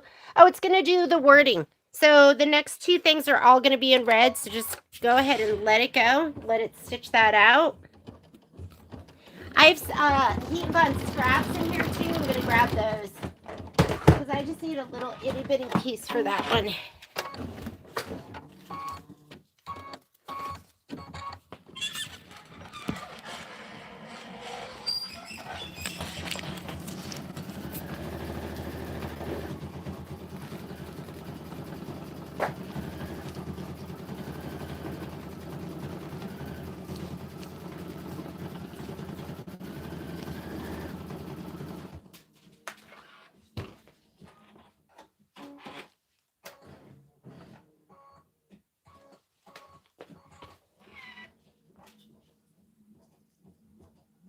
Hot. Somebody said let it cool too. Don't pull it off when it's still hot. I love all your advice. It helps me. Helps me. What would I do? What would we do if we didn't have each other? There we go. Nice and glossy and smooth. All right. I do love my brayer. Use my brayer.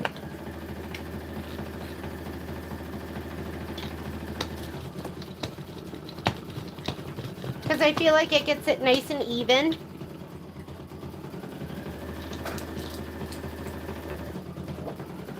And we'll just go ahead and put it over here and just have it ready. So I'm just going to hit the load button. Let's go. I'm just going to go home. That'll clear my screen. And I'm going to put this in and just hit the load button and we're ready. Those are ready. And we want to make sure there's nothing here in the, behind it. I always forget that. And then it just starts hitting everything. All right. So we're ready to do the next cutouts. We just have to finish doing our stitch out. Okay. Is that so cute? Free hugs and kisses. And the next step is red too. It's going to be the lollipop stripes. So we just did that step right there. Free hugs and kisses. Now we're doing the lollipop stripes. And then we're going to put B in, which I think is, that's the lighter of the pink. That's going to be the pink rose. So we're going to do cardinal and then pink rose. All right. I've been reading your messages.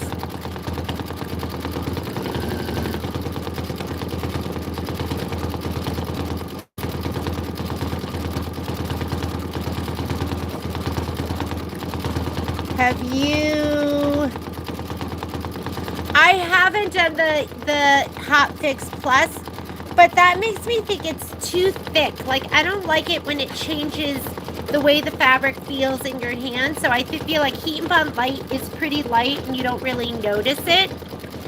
So I'm excited to try the Hot Fix Featherweight.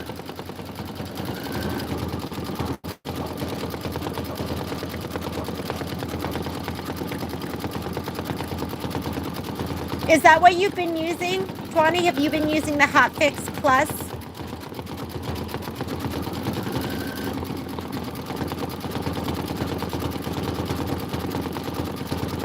No, I mean, butcher paper is kind of like, you know what you used in school? Like, it's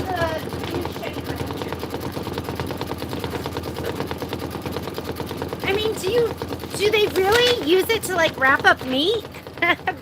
Like, this is my butcher paper, and I just got it on Amazon. So sometimes if I feel like I'm going to be messy, I'll just cut a piece of this and put it down. I just keep using it until I feel like I shouldn't use it anymore.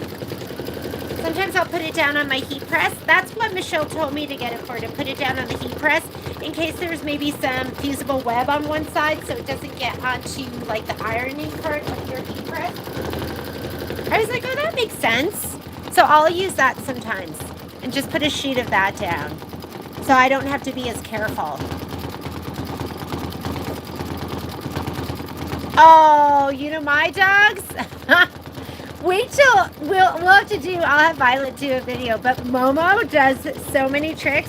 We're like, oh my God, Australian Shepherds are so great at tricks. He can, like, weave between your legs. He can bow. He can...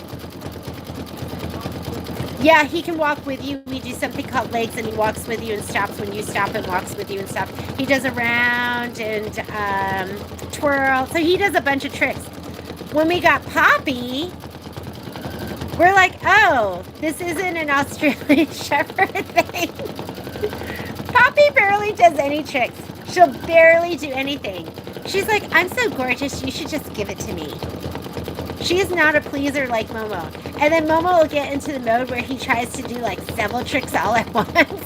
If there's like a treat, he'll be doing all of them. He's really funny.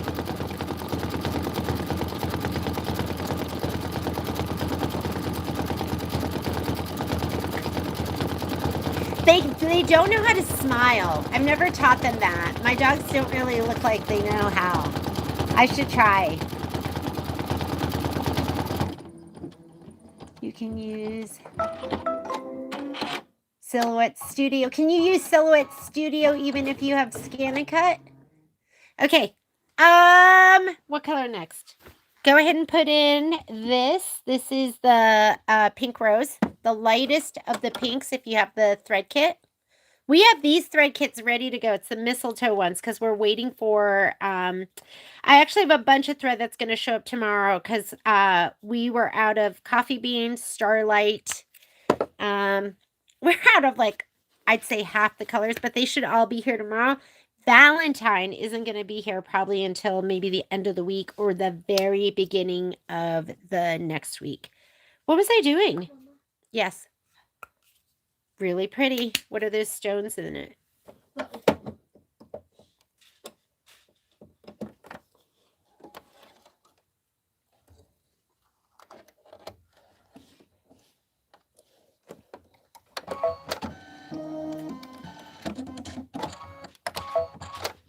All right. This is going to do the stitching that goes right around the red parts of that. And then we're going to put in G, which I think is Tango. So get your Tango next. So this will be next. We're going to go a little flower here. And then M. What's M? Let me look. Oh, Cool Gray 9. So Cool Gray 9, and then we're going to do probably white. Or what is that? Yeah, white.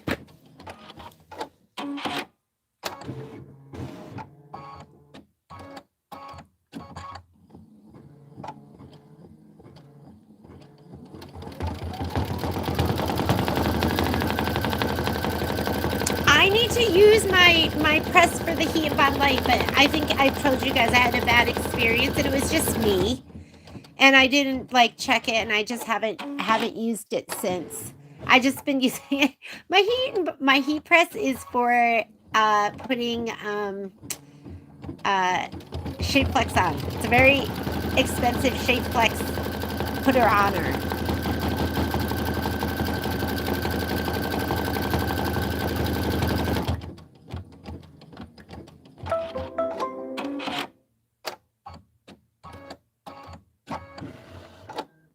Oh, Betty, your kit is in your box. I was just waiting for some other things. So if you want, I can send yours out tomorrow. I can't remember. There were maybe one or two things that your thread kit's not complete. Your thread kit is missing Valentine. So you just let me know. If you want, I'll just send it out tomorrow. Tango, grab your Tango. I can let you know. Call the store, and then I'll let you know what is not in the box. There was like one or two things.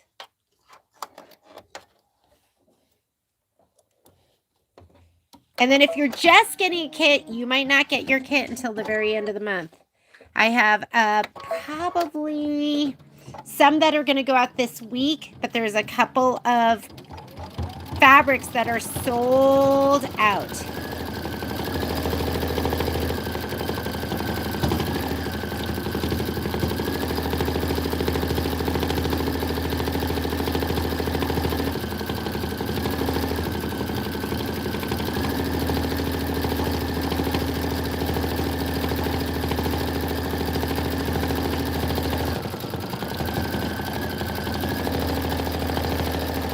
And then get your cool gray 9 ready.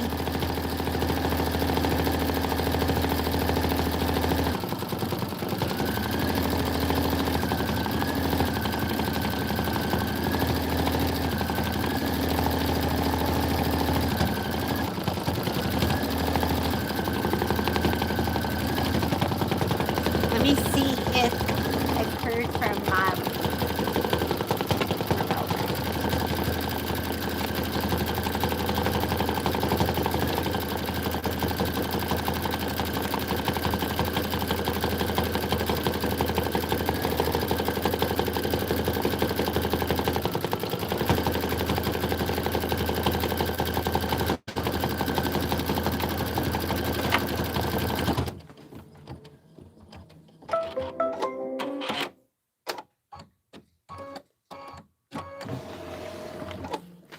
Alrighty.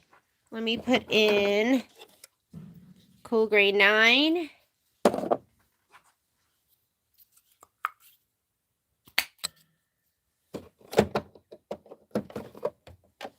We are almost done. Then we'll load up our next design.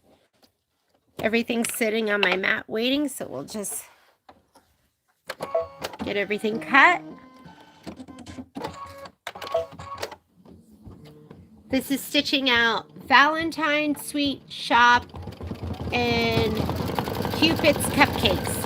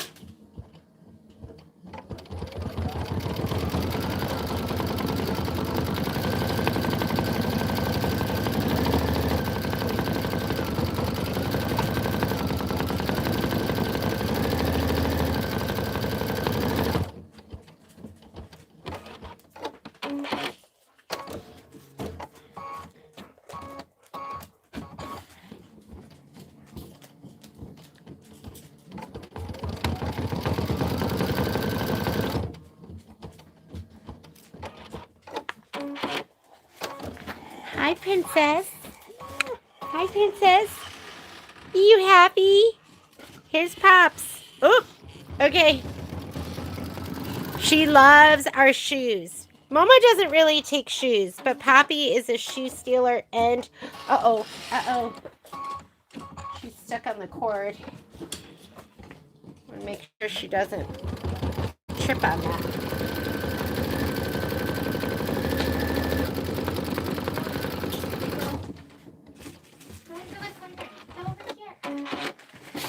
Oh, Jesus.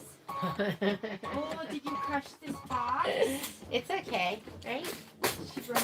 Ah!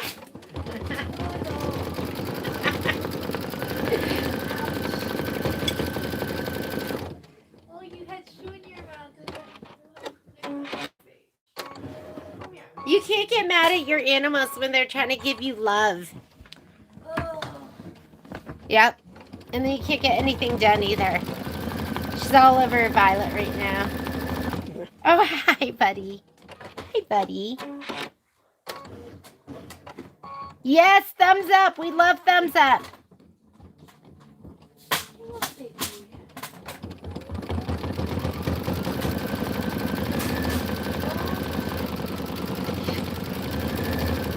All I can hear is, oh, okay. Hi, puppy. Oh, oh, sorry.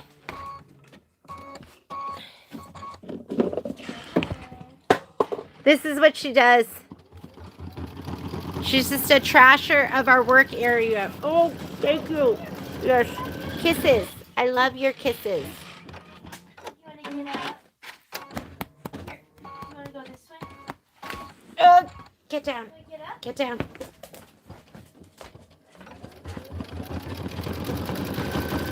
I don't know if you guys have been able to hear me. I didn't have my headset on.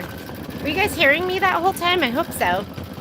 Alrighty. After it does this, we're going to put in white and it's going to stitch out Soda Crush. So get your white thread next. Okay.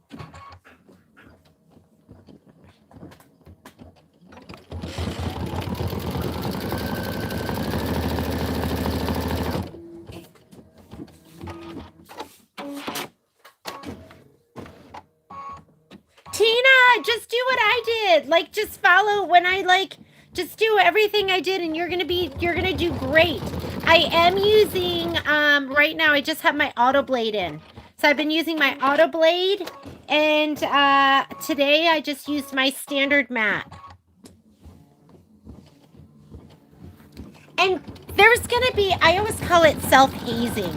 There's gonna be some learning moments, whether it's with your sewing machine, with your scan and cut, with whatever product, where you might do something wrong and you're going to learn from that mistake. And sometimes it's a sucky mistake, and sometimes it's an expensive mistake, and sometimes it's a no big deal mistake. But just expect to make some mistakes along the way. And you can get mad and you can get angry and you can throw your mat to the side and go, I'm never going to do that again. And then once you're of sound mind again, then give it another go. There's been times where I've given up on stuff where I'm like, I'm not doing that ever again. And I need a moment. Like my pop rulers. My pop rulers are perfect. But I am not. And my very first time I used my pop rulers, I cut right into the middle of my block. I just, instead of like leaning my rotary blade into my pop ruler, I just went, and just cut into my block. That had nothing to do with my pop ruler. That was me. So, but you may have some moments of frustration. It's worth it to I think it's worth it to just get through them.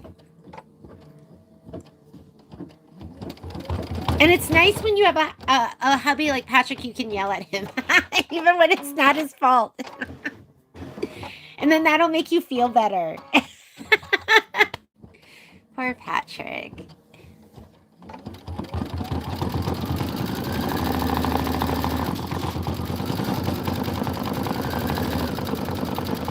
It's looking cute. And guess what? Remember I had that ick somewhere? I don't even see it. You need one of those jumbo dog snugglies.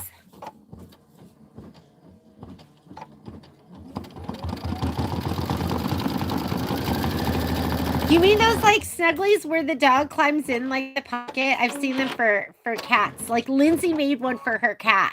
And the bottom of the sweatshirt is a giant pocket and her cat will like lay in there. Yeah, I would not want one of these land sharks on me.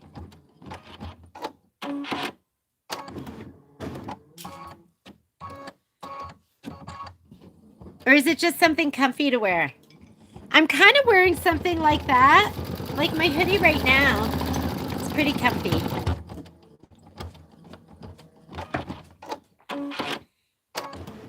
We have 1 minute of stitching to do. Ooh, ooh.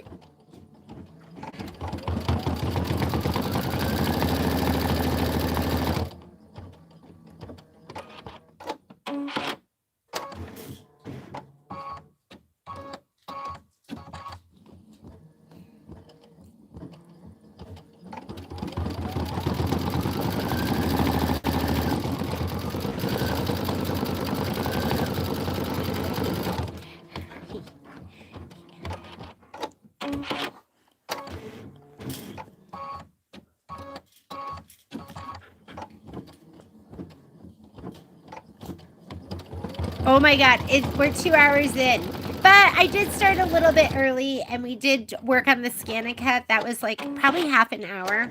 And now it's ready to go. So I think I could kind of do the kind of scan and cut as we go thing. So the next one we're going to do is we are going to do the sweet shop. We're going to do that one. I'm trying to think if there's any. You do need clear vinyl. Oh, I woke up this morning thinking about that too because I wanted to grab that. I have that like holographic clear vinyl that I wanted to use and I totally forgot it. So angry. So, because I wanted to use that because it just it makes everything look incredible. I mean, it looks great now, but with the holographic or the iridescent, it makes it look even more incredible.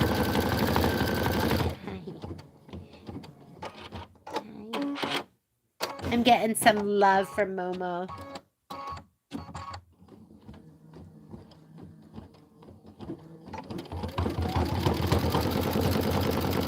Yeah, Miss Karen, me too.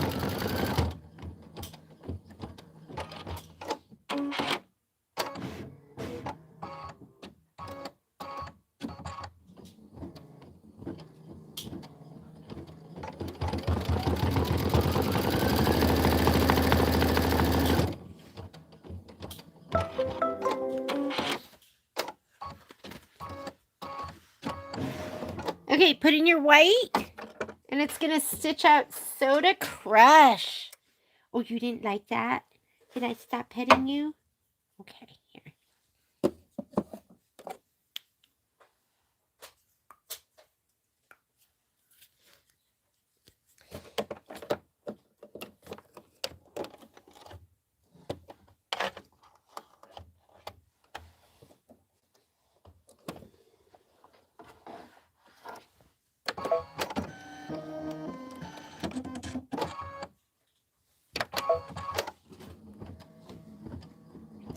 Did the borders yesterday.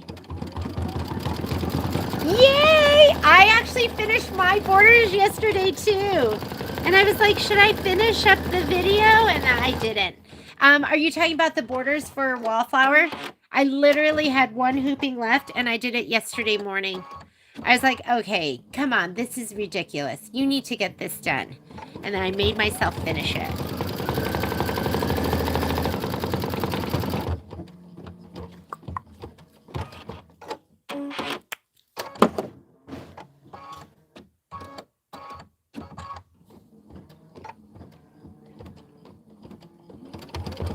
But I needed some time because I was like, I want to press out my borders, trim them, and I wanted to film everything. I wanted to sew it all together. Do the top. I see people are like, I posting their finished,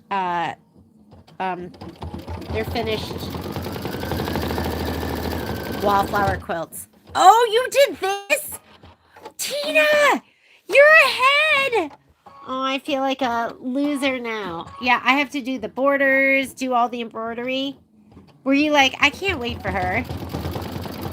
If I wait for her, we may never get time. Did you get your box of fun, Tina? You had a big chunky one. Miss Lynn, yours was pretty big and chunky too.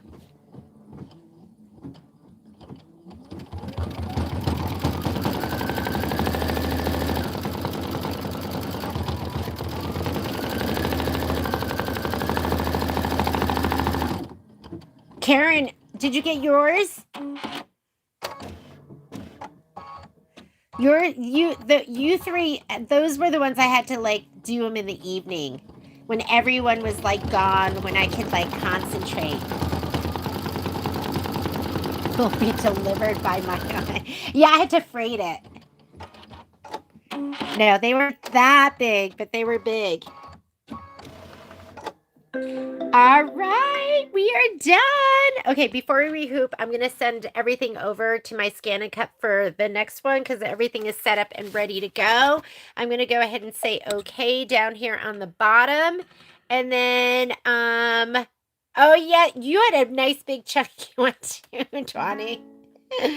They're always fun. I'm like, ooh. Okay, let's go into, design database transfer. We're going to load this design right here. There is your quilting design. It's the one with all the words. Hopefully I sent that over. Candy 1. Candy 1. Oh yeah, right here. I can see it. I think before I even started this, I went through and I sent everything over because I feel like sometimes I forget to do that and then you guys have to wait, which is okay because it's a learning moment, especially for those of you that haven't been using Design Database Transfer. Maybe if you haven't, make that your New Year's resolution because it is going to be great. It'll save you time. It is just wonderful. Tina, I use the pop. Let's use it when we do mistletoe. I'll be using them. Okay, so load your background design first and then go ahead and set. And now we're going to add. So touch your add button. Your pocket, and I sent it over via Design Database Transfer. And it is this one right here with the little roofy roof. Okay. Do we have special alignment? Yes. Align the block with the bottom. And you can also look at your spreadsheet. So I have everything here on your spreadsheet. So this is block 4. Here's the page number, the stabilizer we're using, what design, how big to cut your batting, what thread is recommended, although I am using the hollow shimmer and align with the bottom and what size hoop and what you're going to trim it to. So I do make these spreadsheets and those are on the website. Should be on the website, should be able to access it. So I'm going to go ahead and set the design. Remember, we need to move it down. So for your viewing pleasure, I'm going to go to 200%. And the red box is around the house. And now I'm just going to go to my edit keys, my move keys right here. And I'm going to use the arrows. Don't use your finger because you might move it left or right, or you might move the quilting design behind it. So just use your arrows. And right here, I'm looking to make sure the red line of the house is on the bottom of the 2 orange lines. That's the bottom of the quilting design. And that was one too many. That's perfect. I'm going to say okay. I'm going to zoom back out to 100%. And then we're just going to go, I'm going to send my cuts over right now. So to do that, I'm going to go into this button right here where you see the spool and the colors. And we're going to change the placement lines, which are all the sky blues. You're going to go through them because we're not going to change all of those. We're going to leave that. That's for the quilting. I'm going to move it up here. And this sky blue, that's again a placement line for the fabric. We don't need that one. That's for the background fabric. So neither of those. I'm going to go to this one here. There's my first one that I'm going to change that into a applique material. So you're going to get the little scissor button. And remember, that button is not there for all the colors. You can change it right here. See how I can select if I want Selkie or I want Isacord. What if I had Gutermann? Let me go all the way down to the bottom.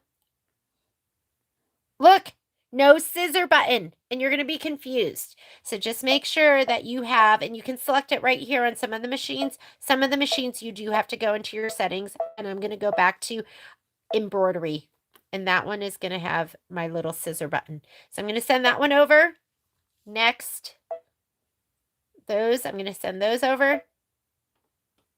Cornflower, that is not, that's a, those are, even though they're blues, those aren't the ones you want. You want sky blue. Those are your placement lines. Scissor, sky blue. I don't know what that little guy is, but we're going to scissor him. And that's the door. And that's it. Now that I'm done with that, I'm just going to say okay. I'm going to hit the little pocket, your memory pocket.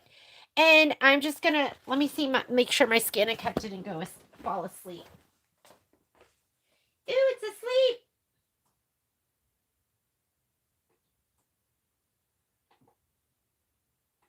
There, he's on. Okay, make sure it's not asleep. And then for me, I'm going to just send it through my connection. You might be doing a USB. So what it's saying right now is it's going to wipe out anything that was in that transfer file. So that was my last embroidery with the signs. That's going to be gone, and I'm putting all of this in. And let's go ahead and cut it, and then we'll start our embroidery. Then we'll re-hoop. Here we go. Okay, sorry about that. Do I have battery? Is that what's going on?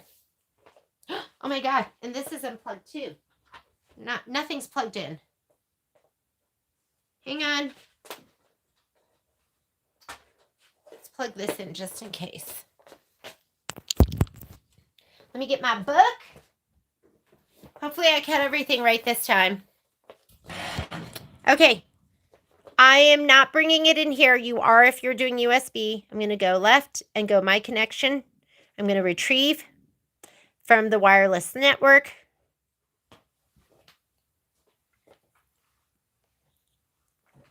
I'm going to hit the little shield button, and there are all my pieces.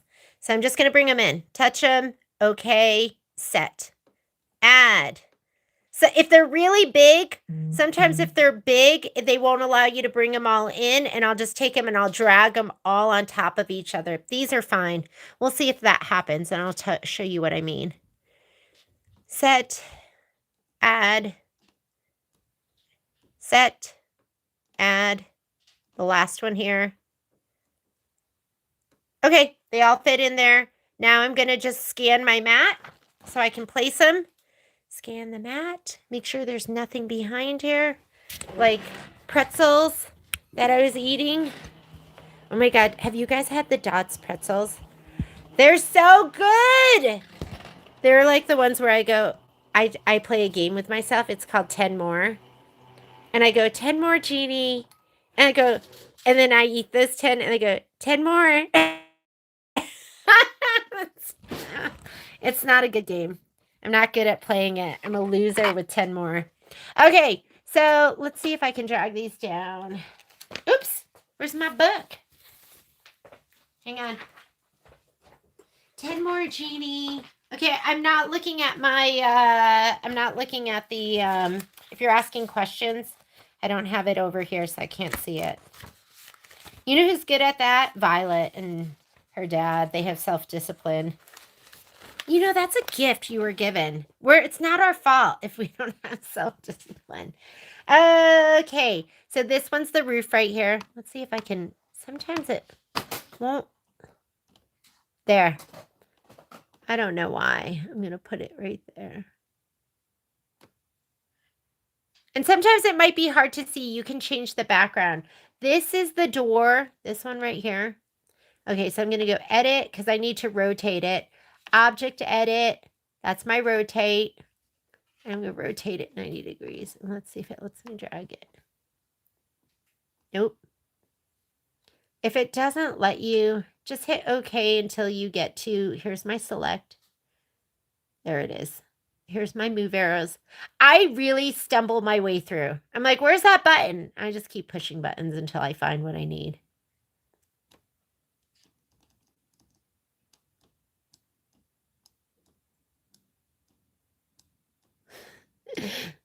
See, I'm an overshooter.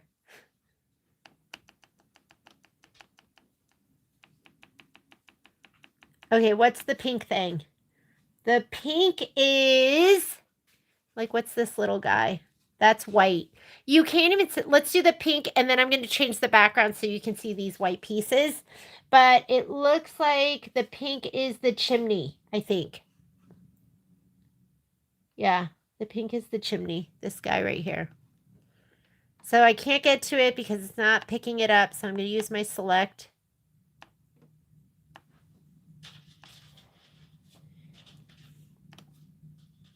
I mean, I really stumble my way through.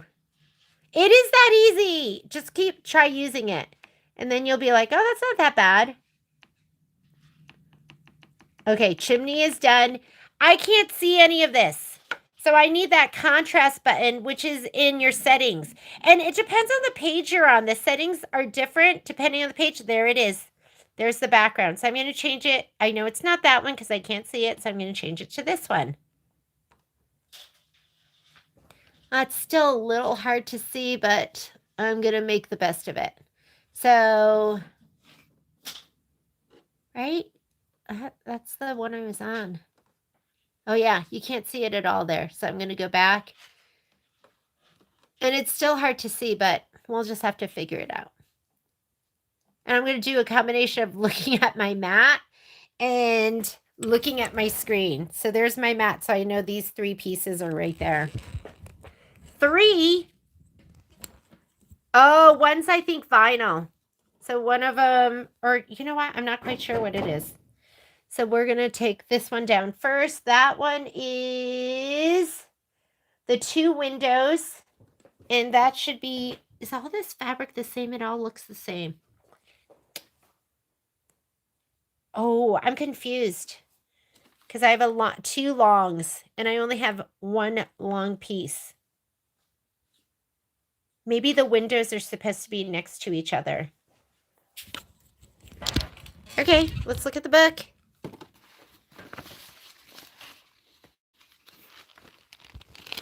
What is this? The Sweet Shop and Royal Icing? Sweet Shop.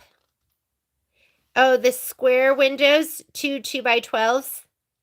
And then a round window. And then we have the sign. So it looks like I should have 2. Sorry, guys.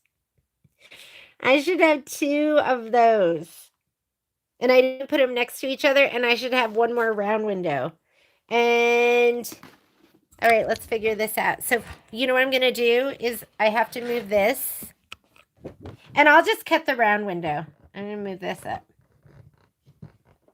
How big is this one supposed to be, this square?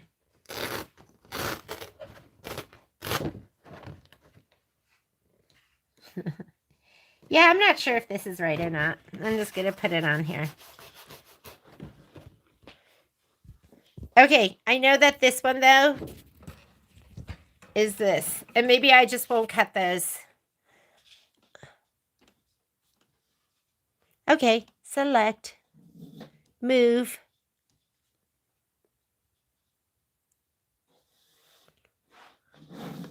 Oh, he's right here.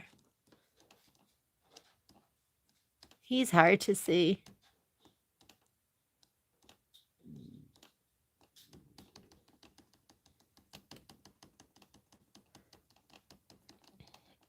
And then I'm going to do my round window right there. I know he's hard to see, but let's, and I don't even see the round window. So guess what? I'm just cutting these and then I'll just lay those 2 pieces down and see what if I can make that work. Let me see. Okay. Let me see if I can bring that down. Oopsies. Select. There, that guy. I'm going to move him down.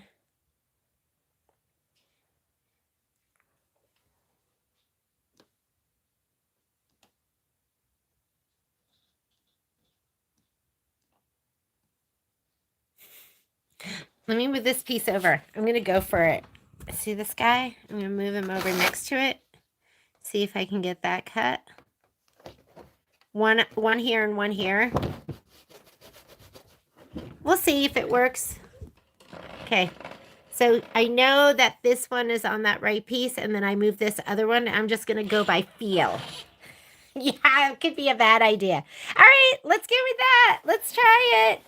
So I'm going to go okay.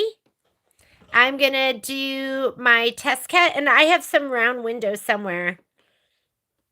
Please select. I'm going to cut. I'm going to do a test. So I have to move, see the little red box? I got to move it somewhere on the fabric. And I'm just going to take it and I'll move it right up here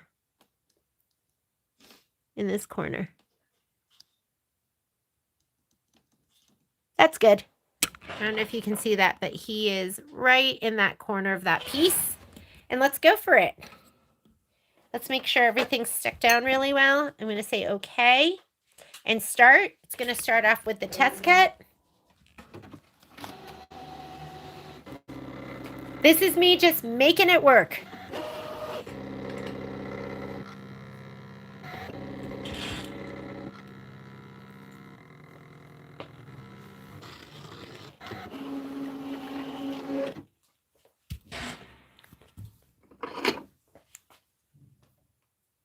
Yeah, he is perfect. I just love it. I love that test cut. I feel like it's so important. And I'm just going to hit start. And we're going to see if this works over here because I split them and put one on either side. And then I don't know if I have even the fabric, the royal icing for the other piece, the round window. All right, let me look and see if you guys have made any comments. Hopefully I didn't confuse you too much.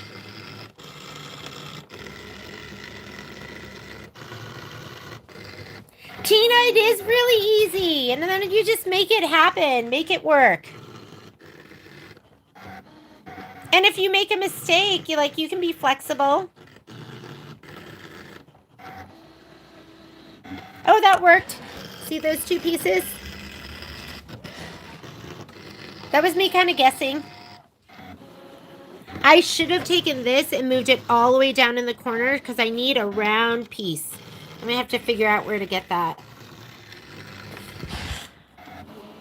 It just does such a great job. I feel like my low-tack mat was perfect before, and like I said, it just wasn't sticky enough the last time I used it, and pieces moved around, and I was frustrated. So I was like, should I go to the standard mat? Is that going to work? Is it going to be okay? And it's been great.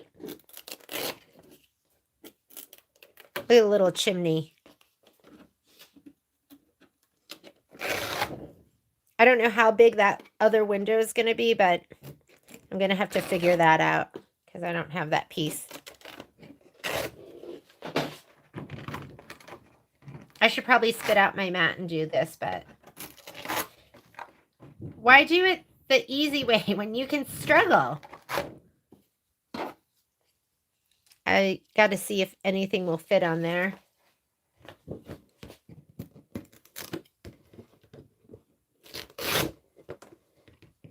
Be careful with anything that's not like on the grain line, left or right. Like anything like this on the bias, because you just don't want to stretch or tear.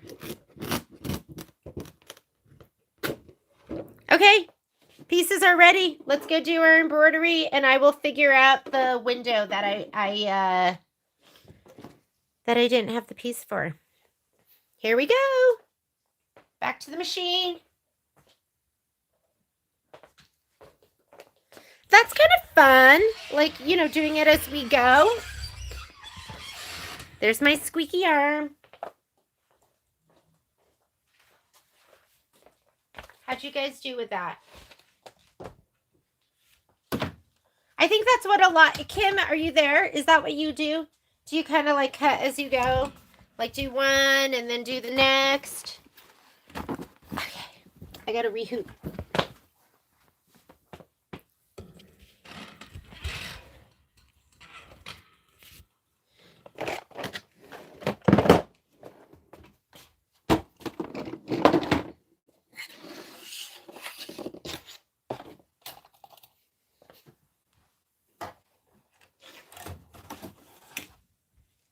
Tina, don't be scared.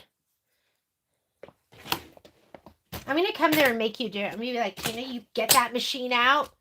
You get that machine out right now. Pretend I'm there right now. That's how I'm talking to you. You get your machine out right this second. Get out that mat. Hi, do you have another shoe? Oh, you are so wiggly.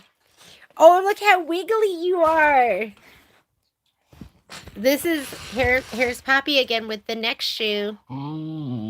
Yeah, oh, and she's so wiggly. Her bottom is so, look how cute it is. I'm sorry. I know some of you are not dog lovers. There's Momo. Okay. I know if you're not a dog lover, sorry. Entertain me. All right, I'm going to leave this on here. You're like, ick.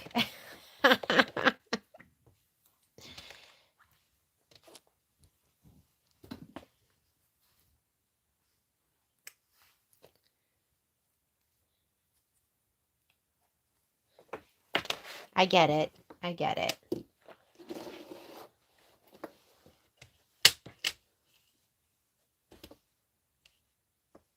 All right. Littles on top and the bottom. You can have about a quarter of an inch to half an inch sticking out. You do not need to go out there.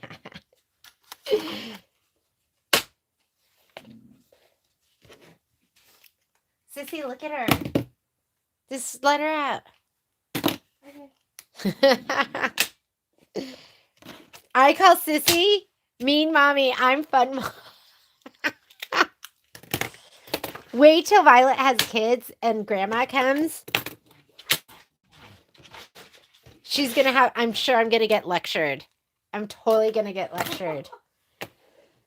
I'm just going to tell you right now, when grandma comes to visit, anything goes.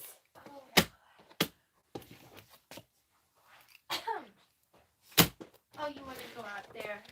I think Violet will be okay with it because it won't be too bad. It'll be like Oh, how. no. Oh, good. Sorry, she tried to take. I think that might be Kai's slipper. Yeah. Are you going to be like super strict with me, Violet?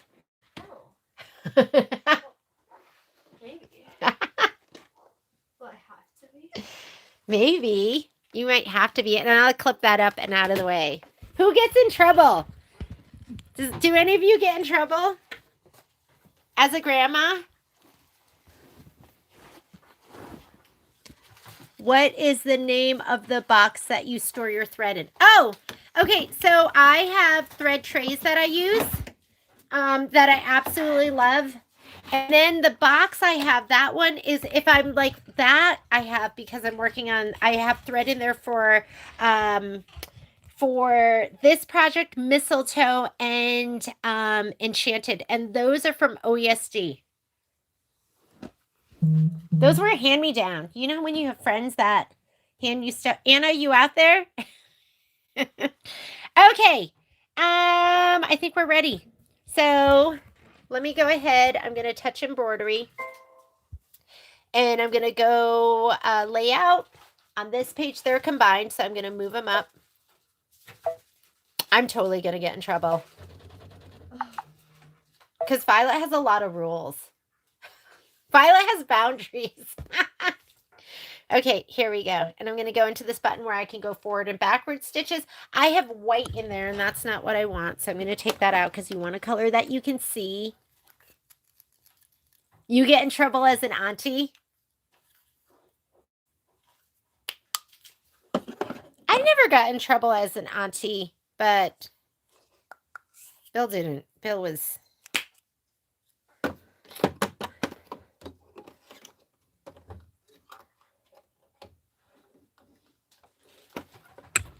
Like, I get in trouble from Violet with the dogs now. Because sometimes Poppy will come over to me and I'll be at the table. You guys, I'm really bad.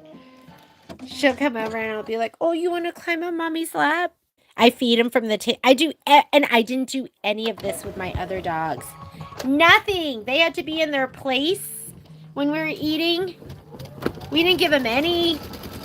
I don't know what it is. I'm just like, I'm a sucker now. The biggest sucker in the family. Kai and I. We're the suckers. And then Patrick and Violet. Where's the rest of my stuff?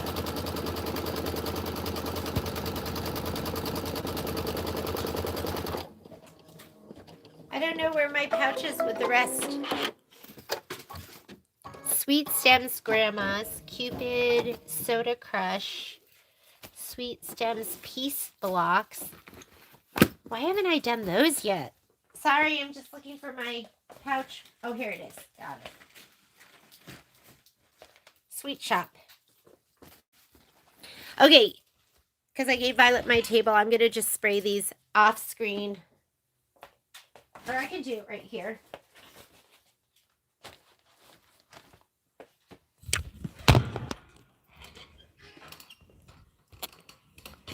Hopefully that doesn't fly up. So I just put a piece of cardboard in here so I can change it out. But I am going to do... Was this supposed to go down too? Was that the house? And I didn't do that?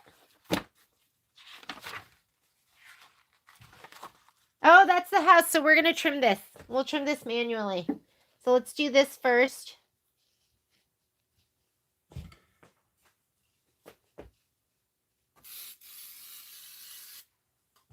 I'm going to put this down. Out of your view. And then we'll do this.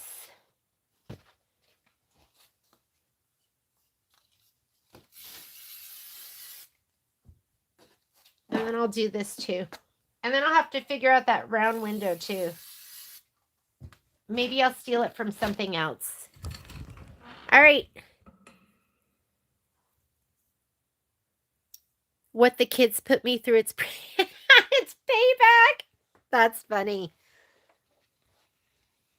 Oh my goodness. My kids, I gotta tell you, I mean, they did put me through worry, but they were really, really good kids. Kind of to the point where Patrick and I were both kind of a little naughty, and we were like, what's up with these kids? They're too good. All right, I'm going to fast forward. So I'm going to come here. That's the tack down for the batting, placement for the background, tack down for the background. Do a color that you can see. Make sure the back doesn't get folded under. This is your dot, little dot. So you want to make sure that, you have it on the right side. I call this tickling. Tickle your fabric, which is just kind of gently pulling it taut.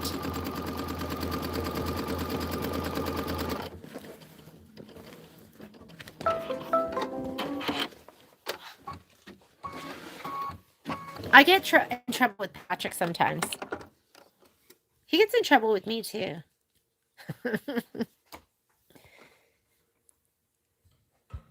He'll be like, you gave that to the dog? You did that with the dog? And I'm like, yeah, I did.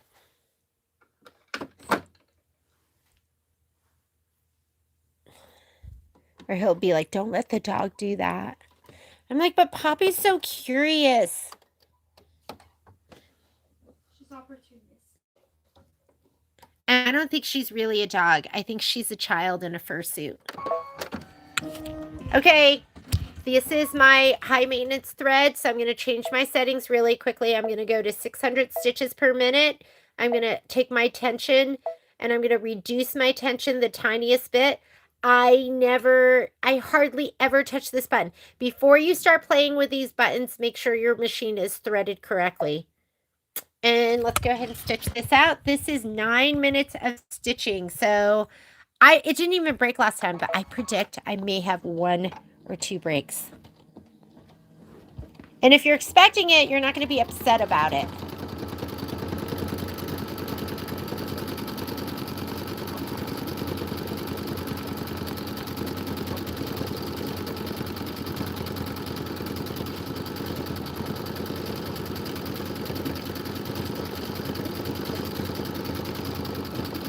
So tell me about their project batting. What do you love about it, Renata?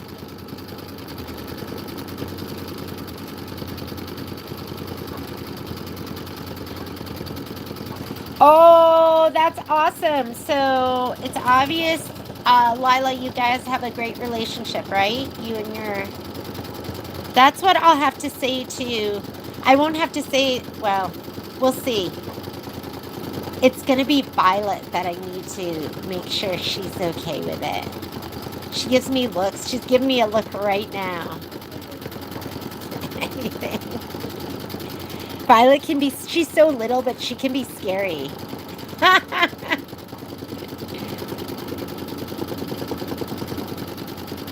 So I feel like the Kimberbell batting is very thin too. Have you used the Kimberbell batting? Their project batting? I really love it because it's really, really thin when you want it thin like that. This is Hobbs 80/20. I buy it by the bolt, and I just use it for everything.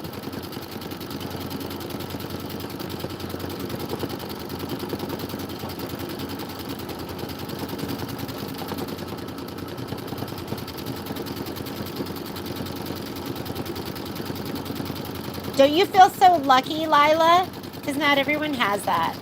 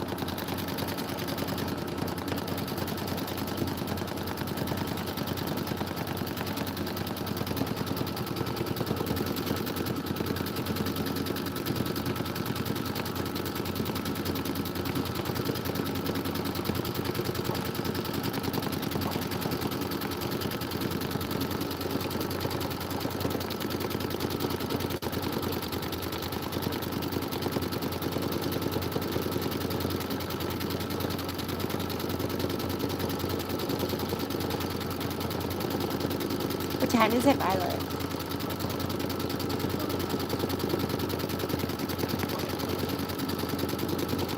So I think I'm just going to do this one. I know I'm crawling through this project. And then we'll see what I can get done this week.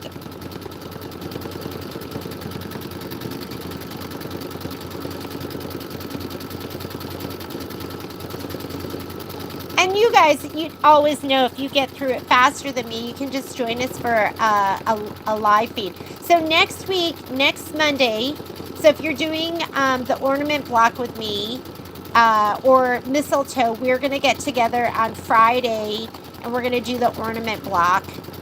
So you do have a little bit of prep outside of our complete prep of mistletoe. And then I switched it. We were supposed to get together today to prep mistletoe, but there's still quite a few people that don't have their fabric kits yet. And we're not going to be able to really get started with the quilt until January anyways. So we will do our prep on the 22nd. That is a private Zoom class for those that purchase their design through A1, but I will post everything later on.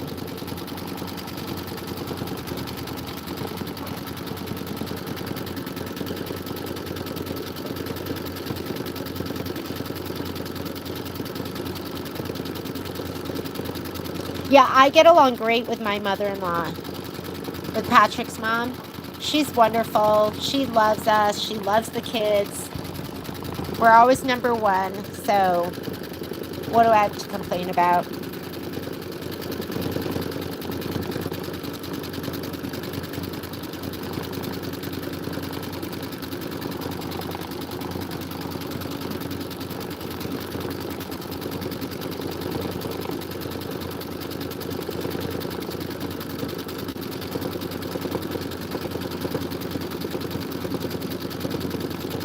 We're a little more than halfway through the background quilting.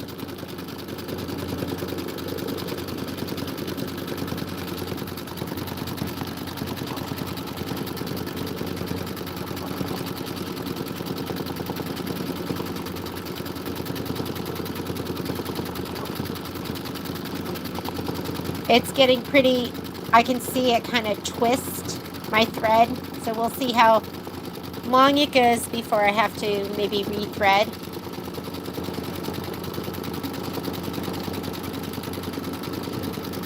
So this background thread is called Hollow Shimmer. I mean, I have the big spools and I just get them from Ganold, but they sell to retailers. They're a wholesaler. So I'm waiting for more because there's only one place that I order it from. They do not keep it in stock. So I have to order it from them. They have to order it from probably Ganold in the small spools. And then, so it is like, it's like a 3-week, could be even long as a month process. But if you want to order it, I do have, some of you are still waiting for the mint green. And I did see that, I think they're sending some out. But I'm still waiting on that too. If anyone wants to switch from a small spool to a large one, I mean, they're not cheap. They're $40.99, but you could switch. I do have 2 in the store. So this is the big one. 6,000 meters. You will never need any more again. And then the small spool, these are the small, whoops, sorry. Those are the small ones. And the small ones, I think, would be plenty. These are, how many meters are on here? Polish. Woo! Oh, geez, good thing that kicked out, huh? Slipped out of my hand. That worked out perfectly. I don't know how many meters that are on those, but let me grab another one.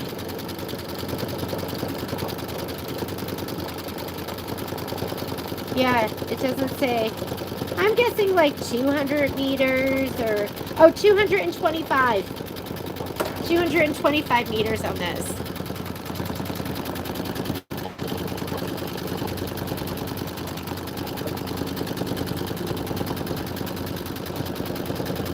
I know, I hope it's not too bright and distracting.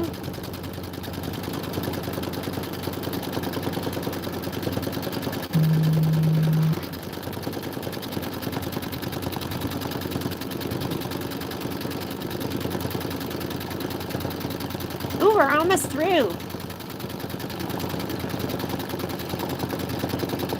Okay, so maybe that's it. You guys know I struggled the very first time I used it. Even like one of the more recent times, I was like, oh, well, 600 stitches per minute worked. Why don't I just do 700? And that did not work. So for me, the sweet spot's been 600 stitches per minute. Slow it down. I just have either a Microtex needle in there, an 8012 or a 7511 anti-glue. I don't even know what's in there right now. And then I have reduced the tension a little bit, but then switch it back when you're done.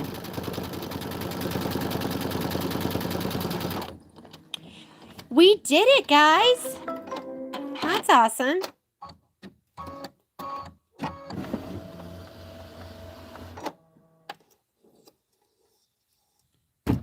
Okay, I'm going to unkink it when I put it back. Because it does, I don't know if you can see this. It starts to kink up on itself. See how it does this? So I literally do kind of hold it. It's on my vertical thread stand. Can you guys see how kinky this is? So there's a little bit of management when you're using it. But I feel like it's so worth it. Because look how gorgeous it looks. It's gorge.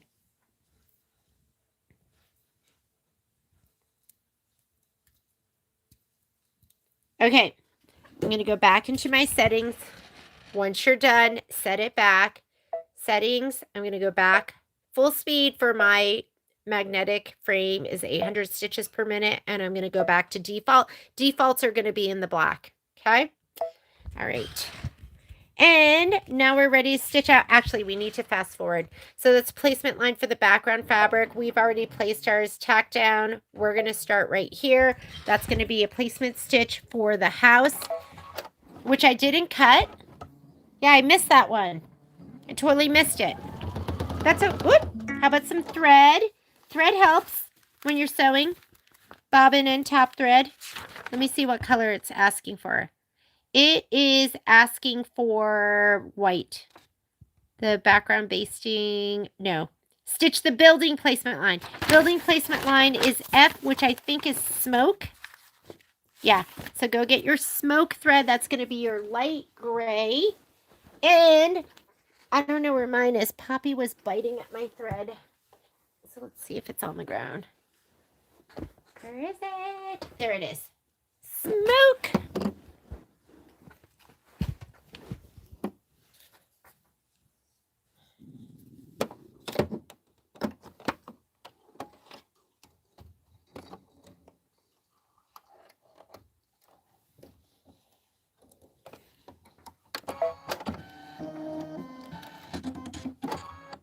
And I think I already sprayed mine. So this is the color that you're putting down. This one.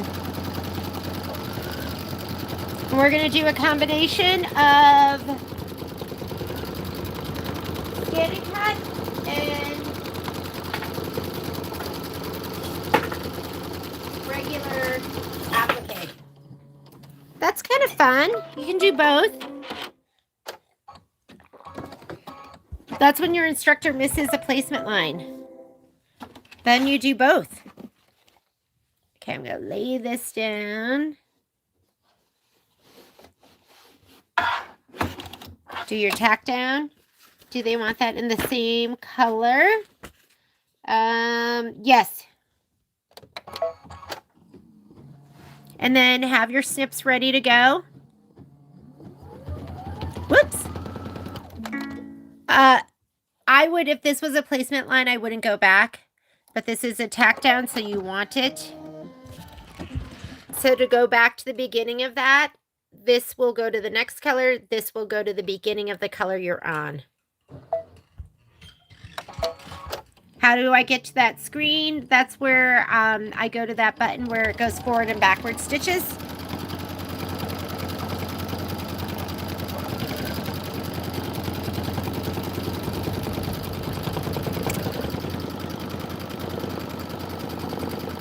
What else is everyone working on? You guys getting your last minute Christmas presents done? I used to make Christmas presents for people. I just don't have the time now, which makes me sad. I love making homemade Christmas presents. I was thinking maybe I would do some jewelry. I'll just steal it from Violet, grab some earrings from her.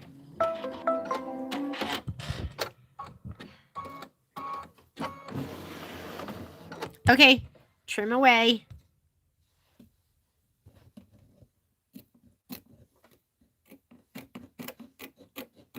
Close to this stitch, but don't cut this stitch.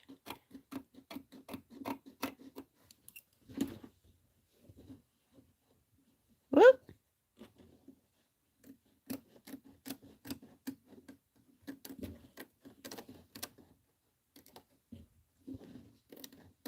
I thought it was so. Debbie F asked me where I got these little ties that I stick on my scissors, and that way when I take them to the store, I don't get them mixed up with the store stuff. These are all, and I have them on all my scissors, and that shows you how much I shop at Johnny Was. But they come on the Johnny Was clothing, and I save them, and then I put them on my stuff.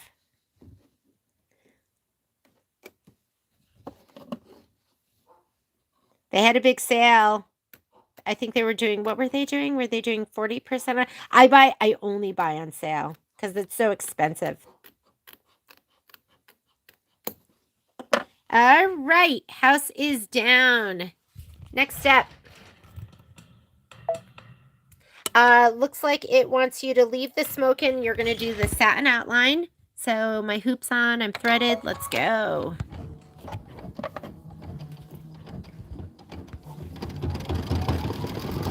So Marina is doing the cards. Were those so cute? I'm so sad. We're going to have to do Christmas in July. I don't know. Did anyone see Gail Rush posted her poinsettia ornaments that she did in all different colors, and it was so adorable?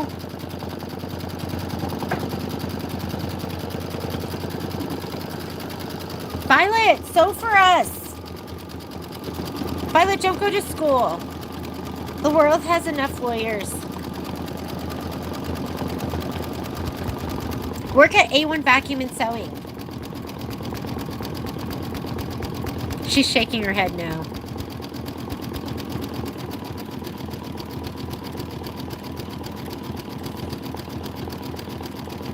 Okay, I'm gonna have to find. I'm gonna go in search of a piece of fabric for the window, because remember I was one piece short for that round window that goes on the top. Maybe it was oh, you know why? Place the round. No, there is round window fabric. Oh, I'm out of bobbin thread. Okay, when you're out of bobbin thread, make sure you hit your cut button first. Or actually, on this, it does everything for you.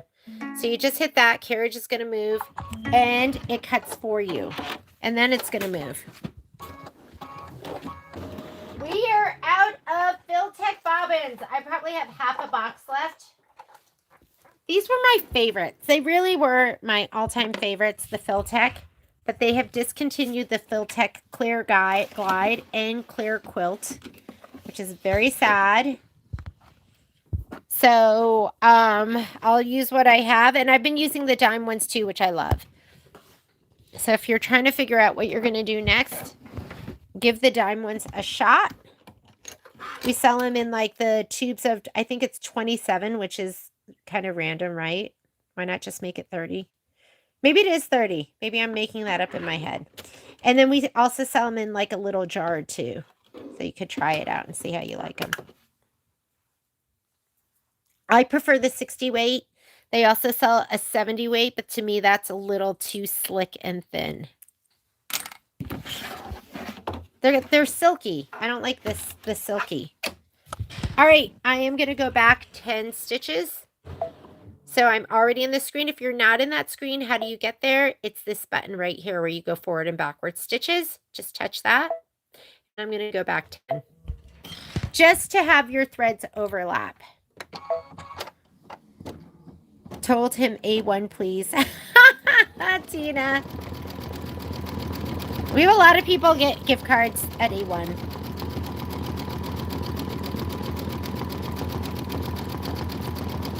Okay, 5 minutes of stitching.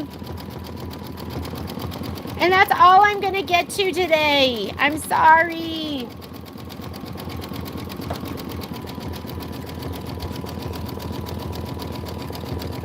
But I feel like, well, I was going to say I don't feel quite as crazy at the store. I don't feel quite as crazy as I did like for about 2 weeks as we were getting out all like the mistletoe stuff, and I'm not sure what else we were getting out. But Violet's going to come work at the store. That'll help a little bit too.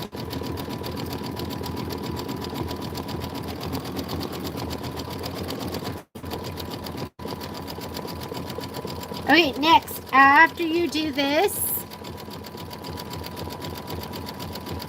we're going to do the roof. So you're going to need cardinal again. You're going to need the red. My iron is still on and ready to go. I have my little mat here. I should find my other ones. They're all in safe places.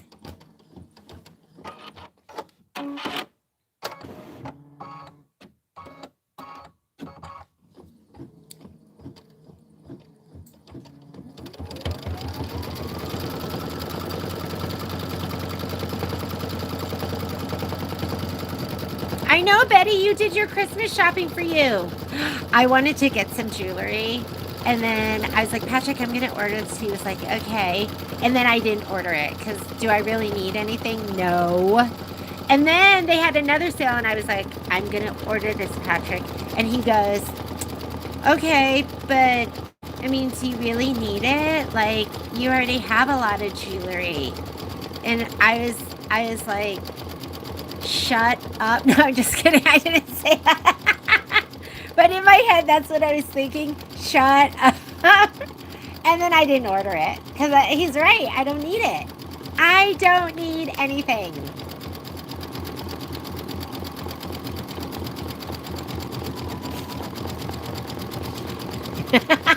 I didn't say that. I said that in my head. No, I didn't even say that in my head. In my head, I was like, he's right. I don't need it. He's like, you already have a lot of jewelry. You don't wear it. I wear the same thing. I could get rid of like pretty much everything. And I just wear the same thing.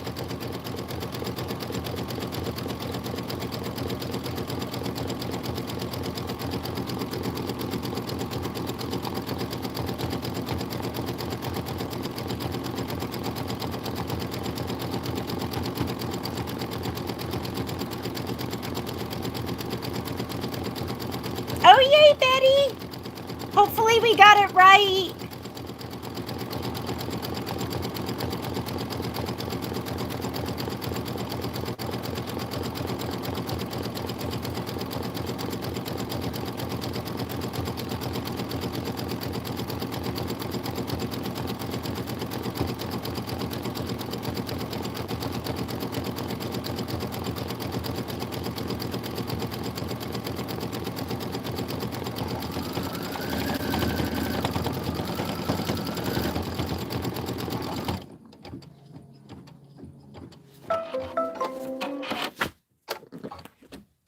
Okay, no lie. I don't... Oh, there. I see it. I was like, I don't know where my mat is.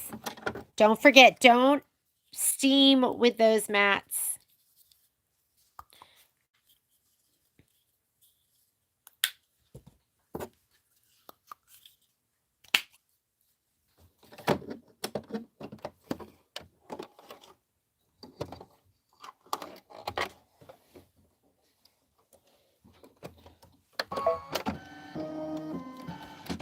Okay, placement stitch for the roof.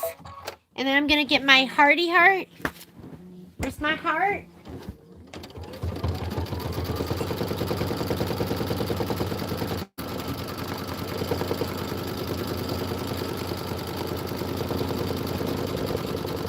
Of course, I've lost the heart.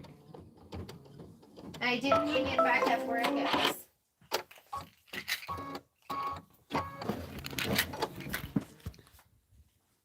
Okay, so I'm going to put my roof on.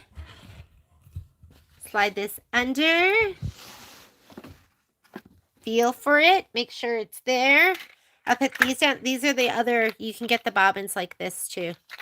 Put that down and let me get my roof.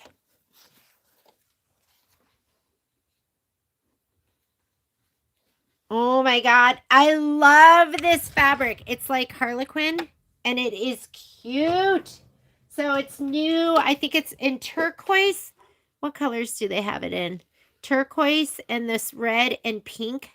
I think it's funny how red changes color with heat. I don't know if you can see that, but.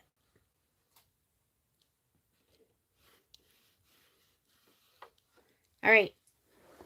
That's good enough.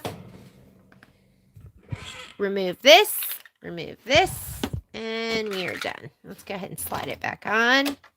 And let's go forward. If you haven't cut it to size, you're going to do your tack down, and then you're going to trim.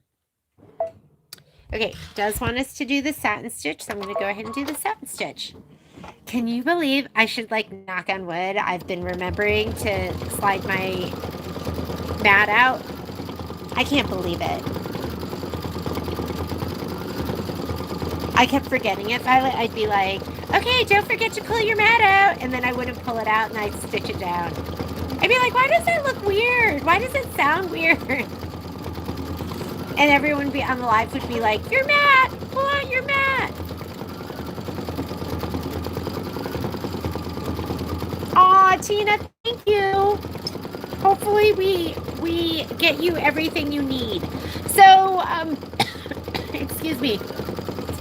I feel like where the Scan and Cut totally shines is when you have stitches like this. I mean, this isn't a satin stitch. It's like a special decorative stitch. And if you don't trim perfectly for these, then you get little threads that stick out. Sorry, I'm like choking on my own saliva.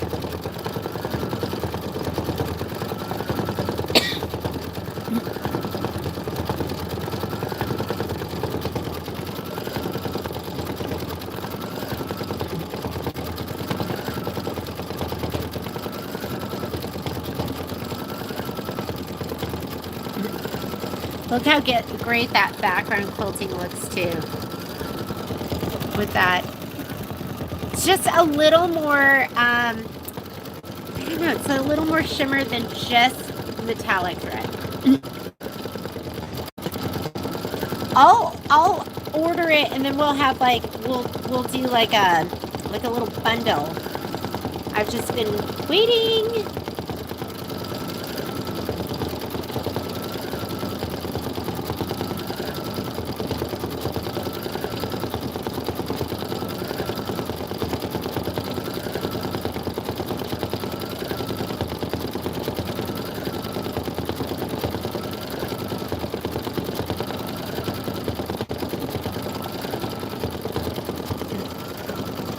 Okay, after it does the roof, we are going to do the little side-by-side windows. These little guys here.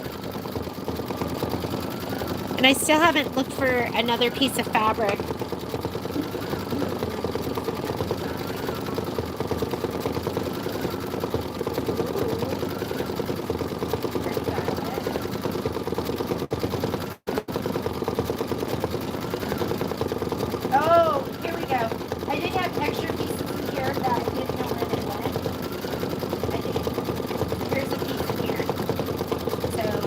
This will work.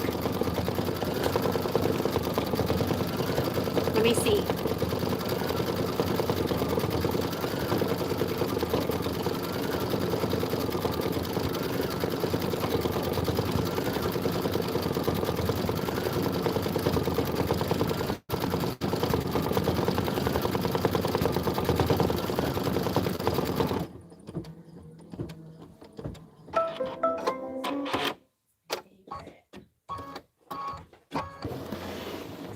Okay, placement line.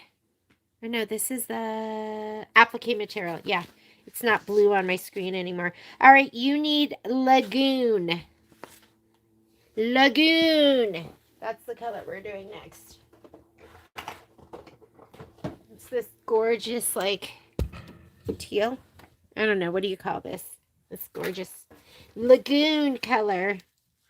And we are going to be doing the window placement, tack down, trim, and then we're going to go ahead and stitch the square window tack down. So place, tack down, trim the fabric close to the stitch line. And then we're going to do the decorative stitch and outline. And then we're going to do the Candy One wrapper twist fill. All of that with Lagoon. It's fun to say that.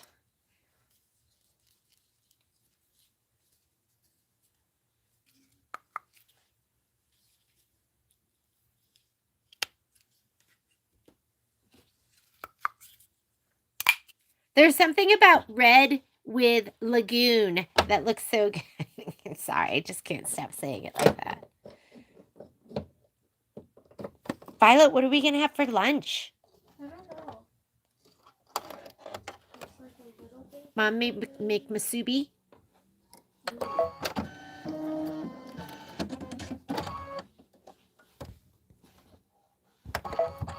Okay, placement. Find your 2 little window pieces.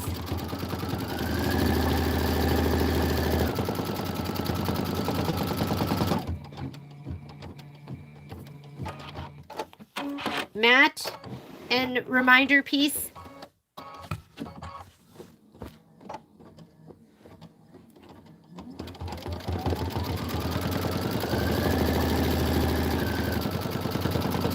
That piece, that thread piece might shadow through, so I'm going to go ahead and trim that.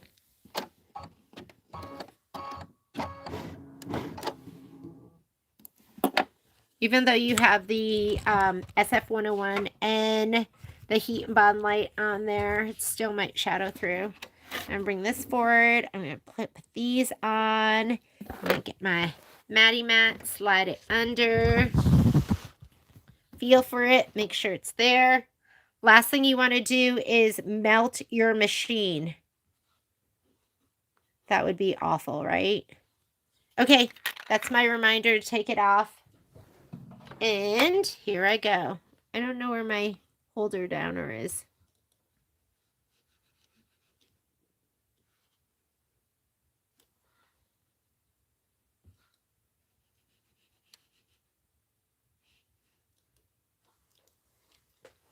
All right. Hold reminder, mat out, slide it back on, and I'm going to fast forward. So you might be doing your tack down and trim. Go ahead and do that. I'm going to fast forward. And I am going to do that. I think it's a satin stitch.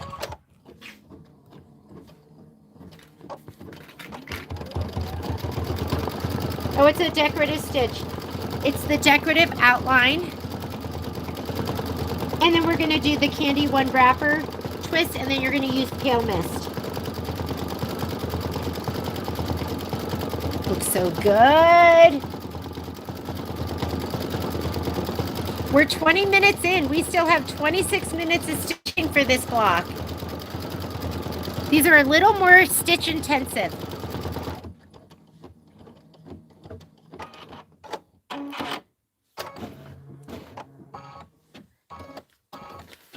Okay, if you're thinking about doing Let It Snow, this is it right here. We may need to do a substitution of the fabric behind here if you're just getting your kits. We have like maybe, I think, 10 of them that has that.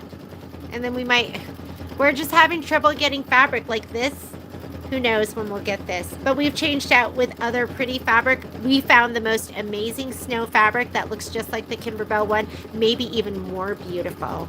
So, but that I'm going to do over Christmas break. I think I'm going to do it on the 29th with you. On your birthday? All right.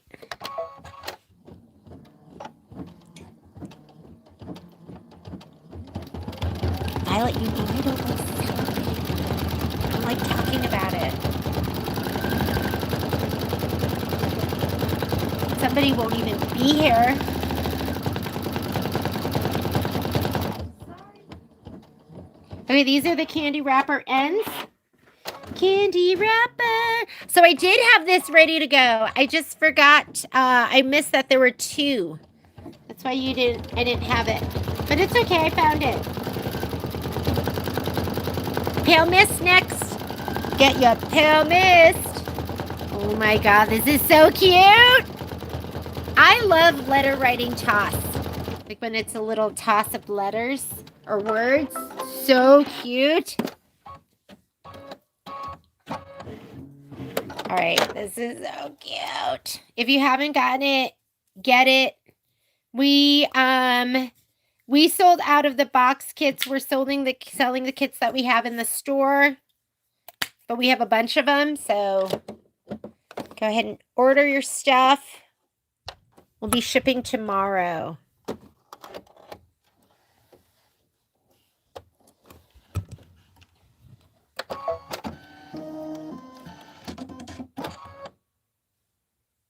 What? Wait, your nieces came out to visit you and then you took them and got tattoos? They were 12? Don't you have to be 18?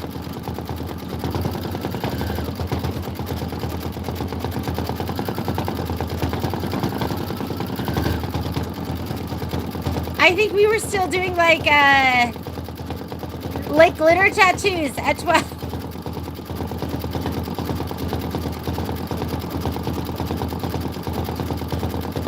Oh, that candy's so cute.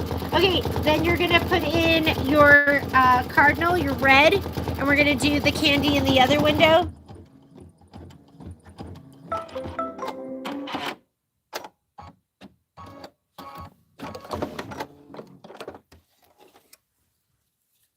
I would never get a tattoo for me because I always have buyer's remorse. I'd be like, ooh, I don't like it. Tattoos. Although I have a friend who has one on her foot and it's these like little moon and stars. It could just be stars. And they're just perfectly placed for when she wears like flip-flops and stuff. And I love them. Her tattoos on her feet. But I don't like pain. I am the biggest wimp you'll ever... Whoops! Wrong color. I just put in Lagoon and we want Cardinal. This is what happens when I'm talking. And don't get me wrong, I like tattoos, but not for me because, like I said, actually, I mean, I really do like her tattoos on her feet.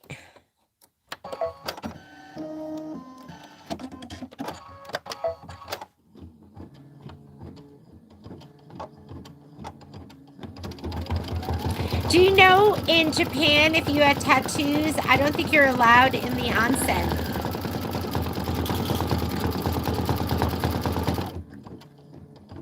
I just can't. I couldn't make a decision. And then like I said, I have buyer's remorse all the time. Okay, and then we're gonna do H, which I think is your pink, just the regular pink.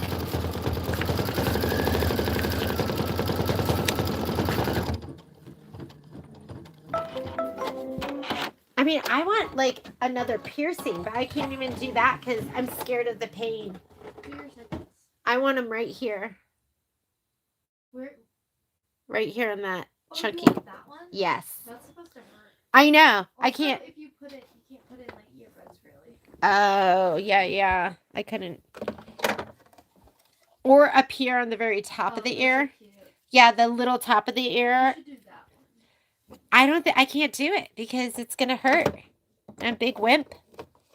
When I was going through my treatment, people are like, you're so tough. And number one, well, some people might be tough. I'm not tough. I just did want to live. So I did my treatment, but I am super wimpy.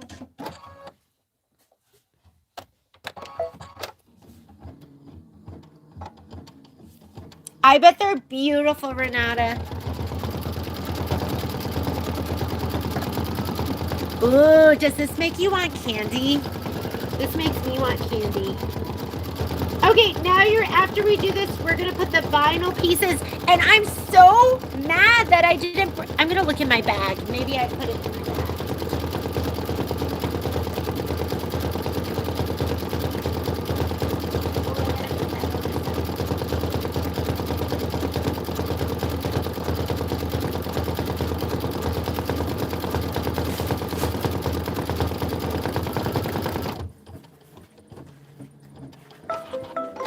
Mad, angry. I didn't put it in. I'm hoping there's like a little piece in here. Nope, nothing. Now that I've discovered holographic, and iridescent vinyl, I don't want to use plain vinyl anymore. But when you can't remember your stuff, then you use plain vinyl. Hang on.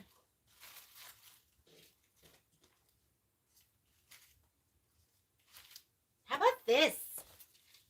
This is left over from, will this look good? This is left over from one of my other projects. Or does that look ick? Is that ick or good?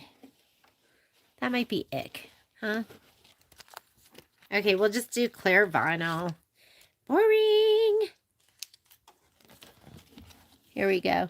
All right, so it says, place the 2 square window vinyl pieces, tape in place, and stitch the square window tack down lines. I want you to change back out. This is just a piece of leftover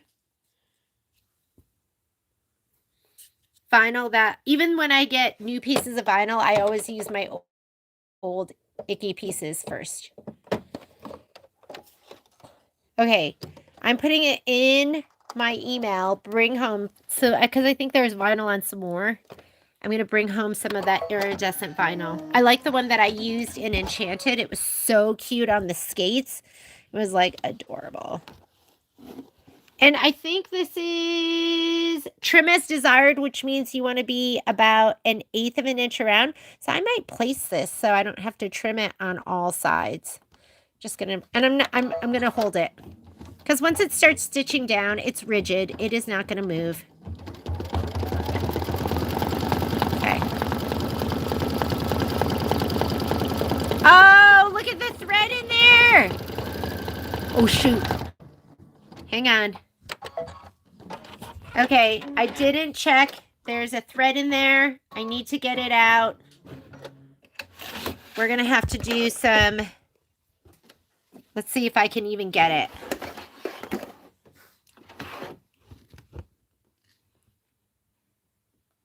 Or even if I push him on, let's get him. Oh, got him! Did you see that? I should have been a surgeon. Okay, does that one have one too? I'm good with my hands, but I can't remember anything. I'm like, which organ is that?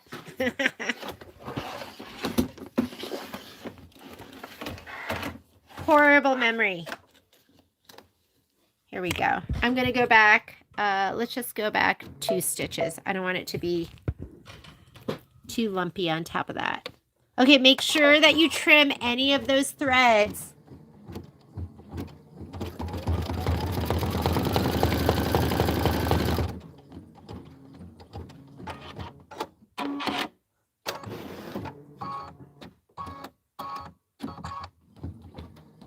They were little and cute.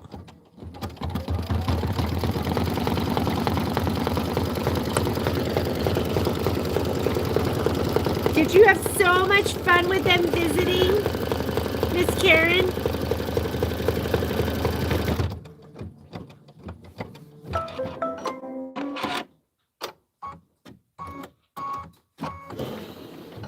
Okay, after you do that, you're going to remove the tape. I didn't tape. Trim the vinyl as desired. Remember, anytime it says trim as desired, my recommendation is to use a curved straight pair of scissors.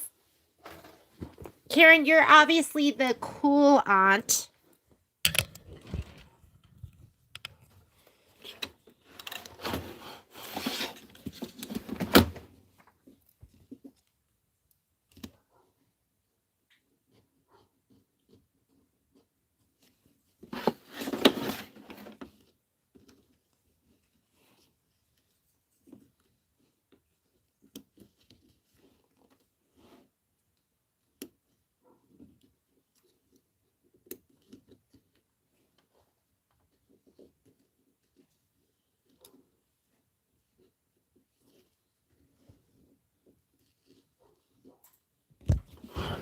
I honestly didn't know you could.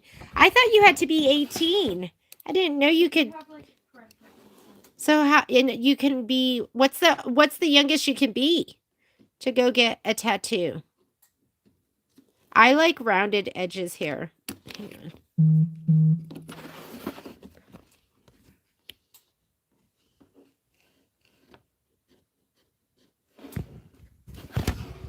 Whoop, sorry. Filming arm in the way. Because I feel like Caitlin was young, wasn't she? Yeah.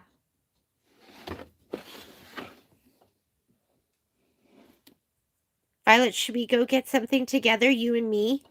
Get what? Like you could get like my mom's the best. And I could get I'm the best mom. Oh, No, yeah. just kidding. That's just a joke.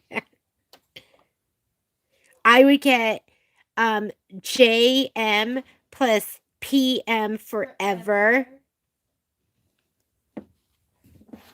Get the love of my life. Patrick Ross. Yes, he is the love of my life. Okay, trim it up. I don't like I said, I don't like really sharp corners. So I'm going to go ahead and trim this even more.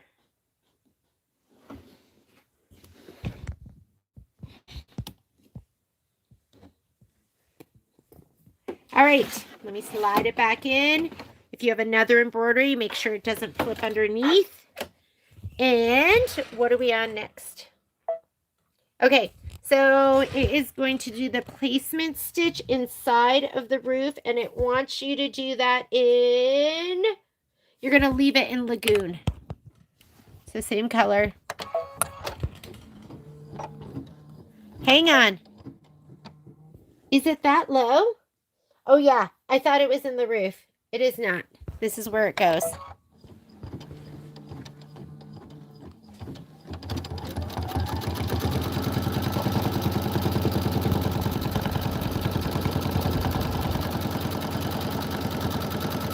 I thought that too. I'm like, I don't know, my skin's not looking as nice as it used to.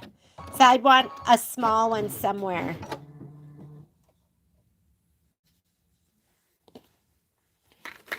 Here's my mat. I'm going to feel my reminder. I'm going to lay down that piece. And I'm going to press it down.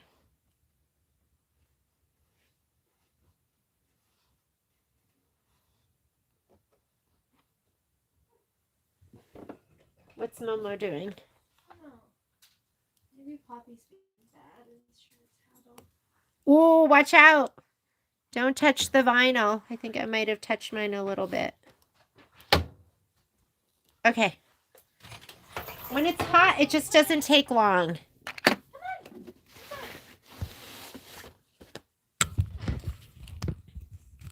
Let me slide that back on. And now I'm going to skip a step because this is going to be the tack down and trim. I'm going to do that one. And that one is going to be, what is it, a satin stitch? It is the satin stitch. It's step number 19. Hi, Momo. Yes, I know. So we're going to do that step right now. If you didn't cut it to size, you are going to do your tack down and you are going to do your trim. Come here. Come here, baby.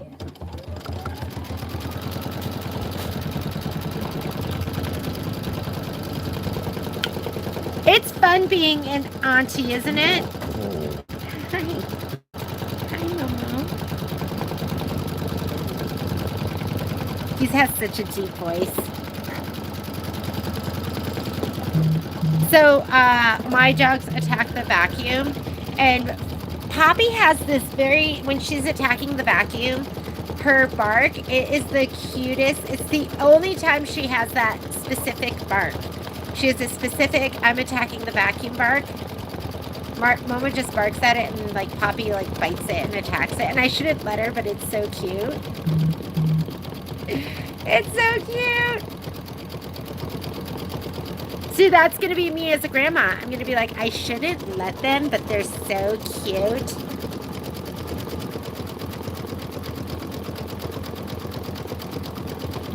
I'll be like, Violet, but they were so cute at 2 a.m. I couldn't put them to bed. I'm just kidding. I'm a good stick to the sleep schedule. Well, I was with you guys. It was necessary. All right. Then we're going to put in color B, which I think is going to be pink rose, which is the lighter of the pinks again. And we're going to put the round window. Let me just confirm that's the right color. We are 26 minutes in. We still have 20 minutes left in this stitch out. Yes, pink rose. Find your pink rose.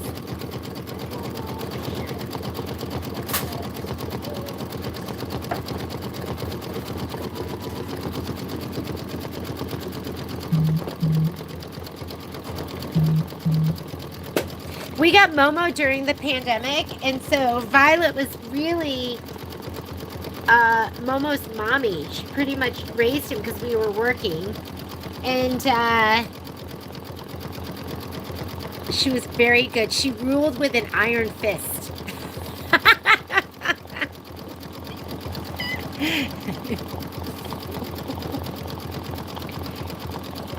There they are, hugging. You get to see my messy room.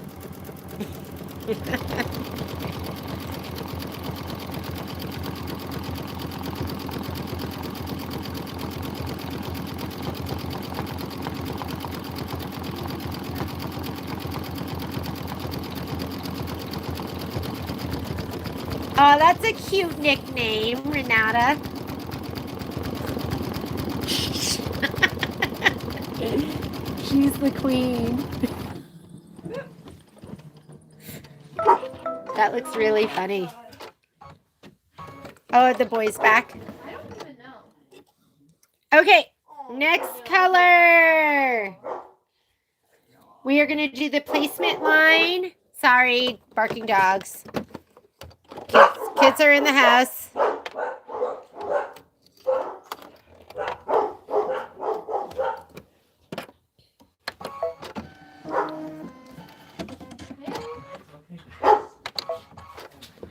Is it Kai? Kai and Daddy? Okay. All right, I'm going to give this a little shot of spray, the piece that I couldn't find that I found. And this is going to be traditional applique, placement line, tack down, and trim. All right. Look how little it is. So little. I mean, I think this is the wrong piece anyways. I have the wrong piece, but okay, tack down. Yes, in the light pink, and then we'll trim.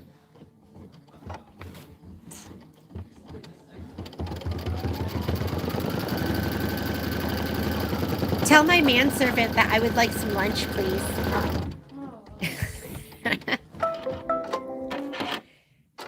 I'll make Miss Subi. Okay, we're gonna go ahead and trim.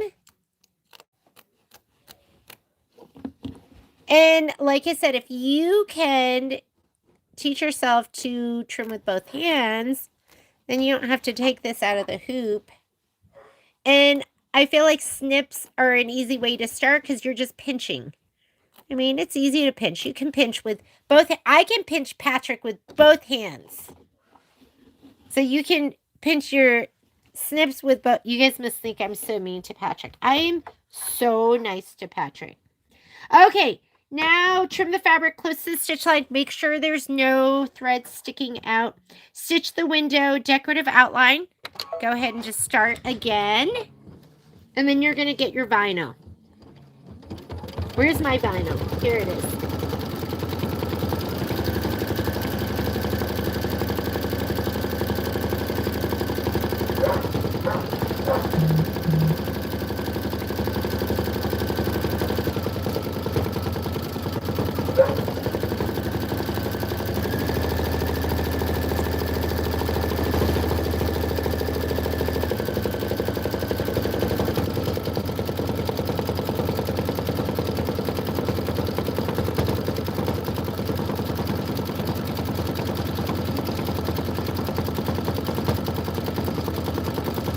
This is looking so cute. Is this adorable?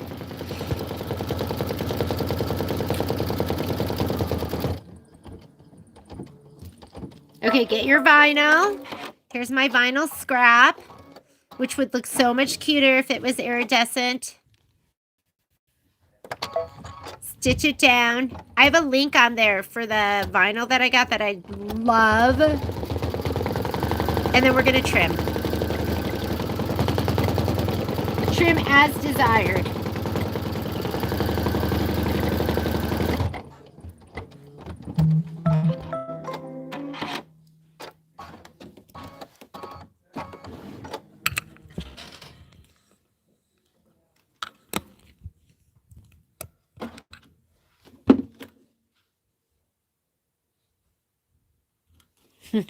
They're so cute when they're high on sugar. Are you talking about your nieces? You want me to cheese burrito? She is?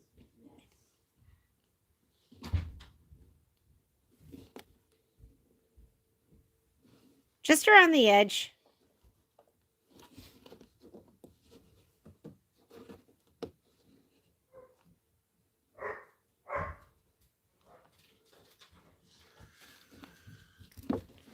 I wonder if we have enough rice, Violet.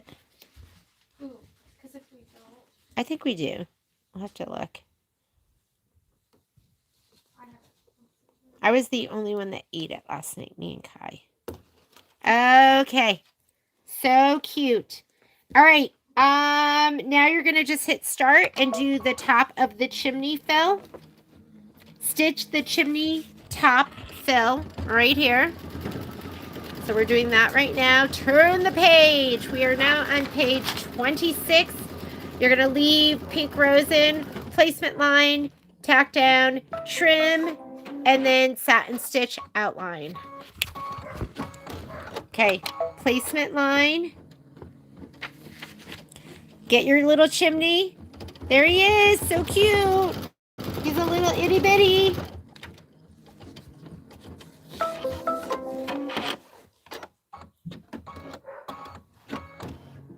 I'm going to put my hoop forward a little bit, just enough where I can put my wool mat underneath.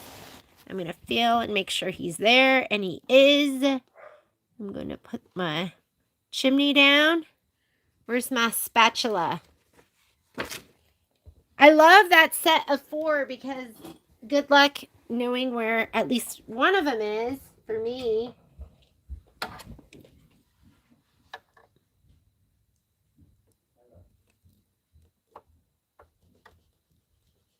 Watch out for that vinyl. Don't touch it. There we go. Good.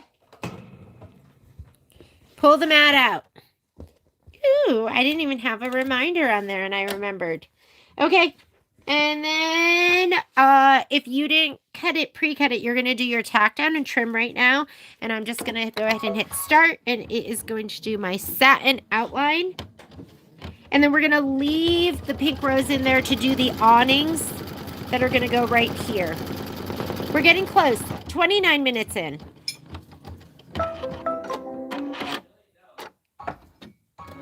Oh, shoot. That was the tack down, which I didn't need. But I'm just going to go ahead and leave it because, I mean, it's fine. And I'm going to do the satin outline.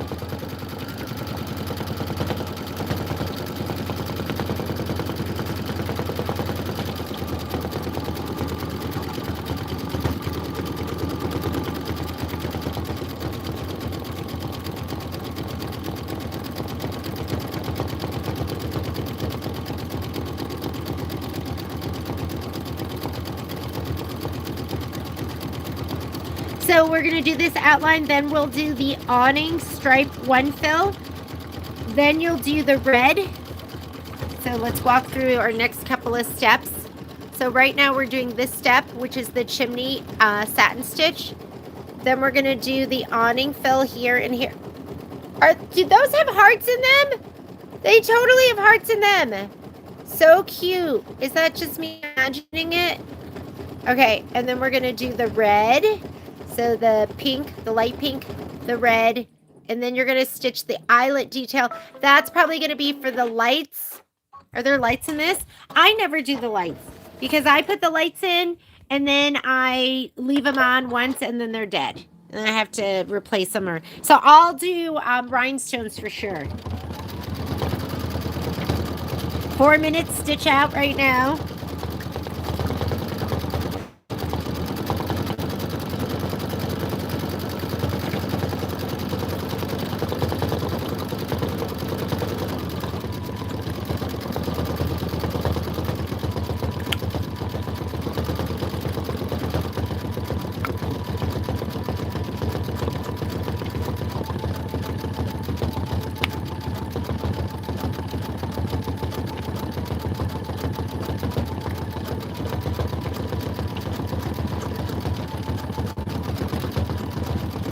Oh my goodness, it totally has a heart in there. That is so cute. I think it's amazing that they I don't know what they're doing because it looks like it's just going up and down, but they're obviously changing the direction somehow that gives it like a texture. It's like embossed.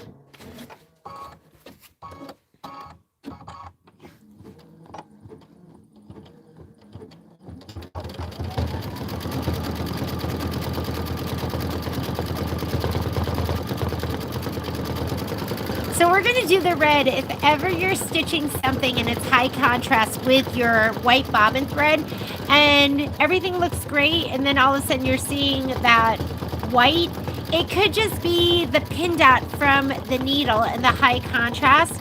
So whenever I'm stitching out something like red, I'll watch it right in the beginning. If I see that there's like a pin dot of white, I'll just put a red bobbin in. It's like the easiest thing to do, easier than starting to play with your tension and all of that.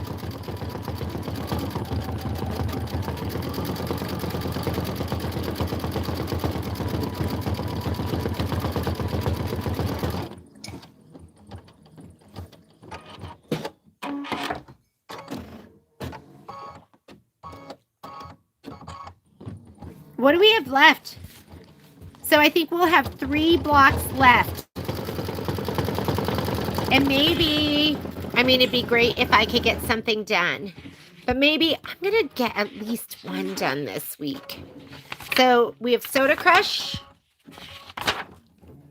Cupid's Cupcakes, and Grandma's Sweet Spot. How were the borders, Miss Tina? Were those pretty easy? And then the borders. We're just going to piece the borders together. Quilt the inner borders, the outer borders. I will most likely, I will sew my, I'm just thinking this out loud. Sew my inner border to my outer border and then put batting behind that. Did I already pre-cut? Did I cut my border pieces? I don't think I did. So the little skinny one to the big one, and then we will quilt them at the same time. I mean, that's the plan. I think that's what we've done in the past.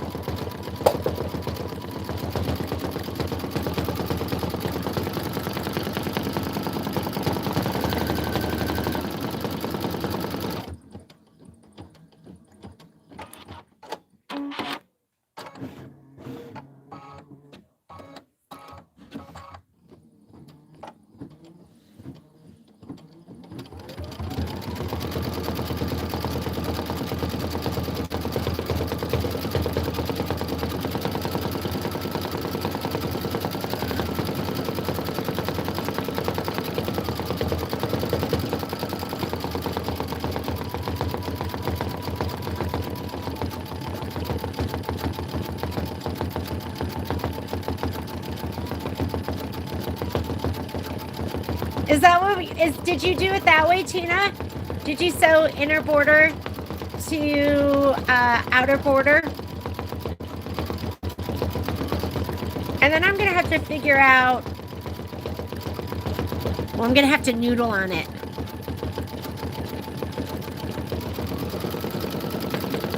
You go, girl. Ooh, pretty. All right, let's put in cardinal.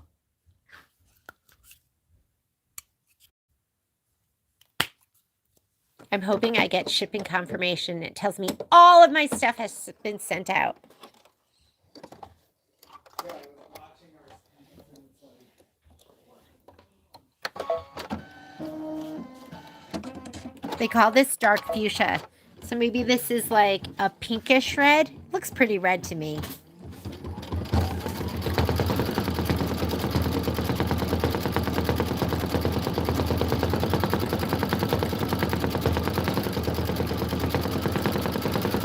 Okay, this is 4 minutes of stitching. I should be like doing something. Instead, I'm sitting here. Okay, let's be productive. I'm gonna walk around my room and clean up a little bit.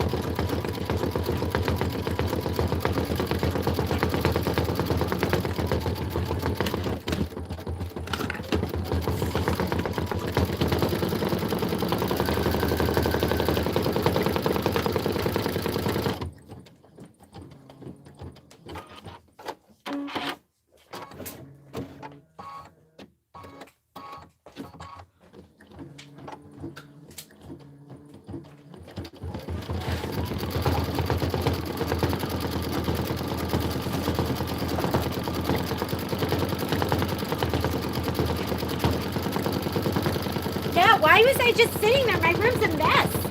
I have so much cleaning to do. I think I was just tired.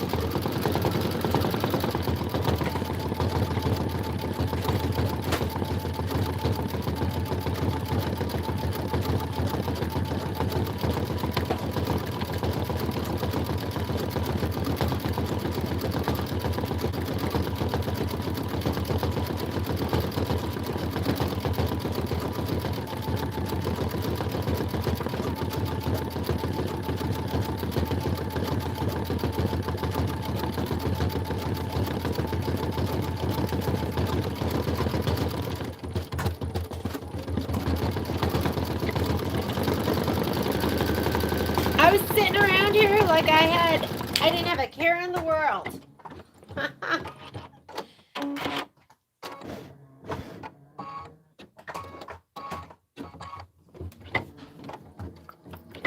Oh, it's cute. Really, really cute.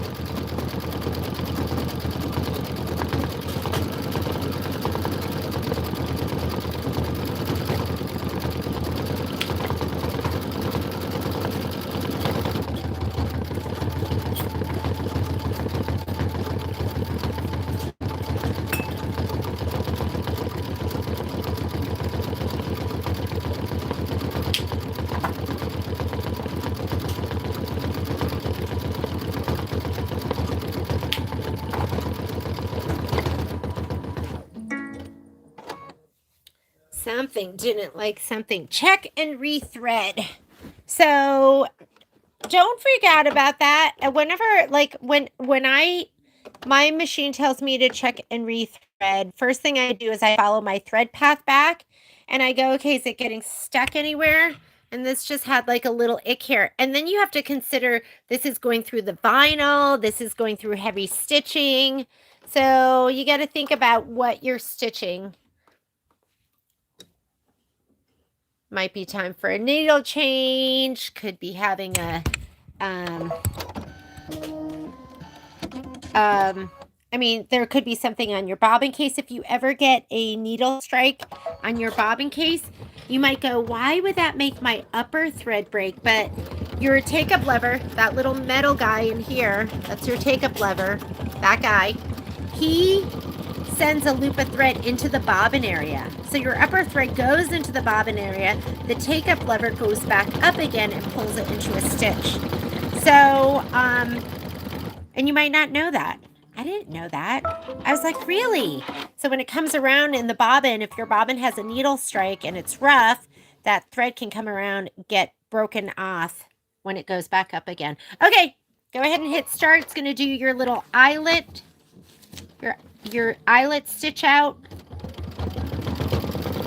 And then you're going to hit start again. So right now it's doing this step right here.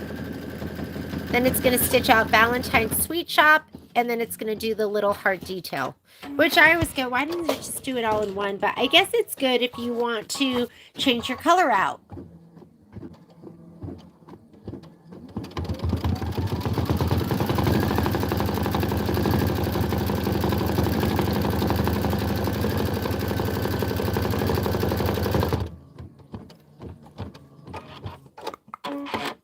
Oh, Tina, I have your, we'd already gotten your box already, so your pink's not in there.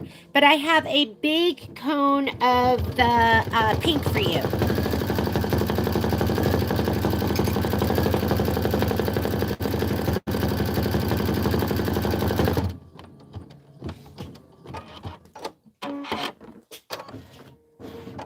Oh my God, look at, I'm sitting again. Just sitting. I was cleaning, and then I sat down. There is no sitting allowed in my house. Work, work, work.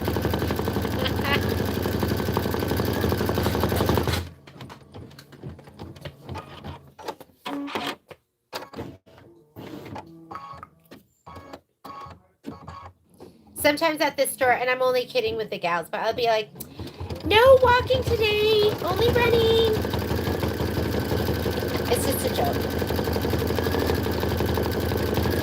The ladies are encouraging our stores not to run because there's so much stuff everywhere. It's a hazard. All right, what's next? All right, I'm just going to hit start again. Now it's stitching out the lettering, the words.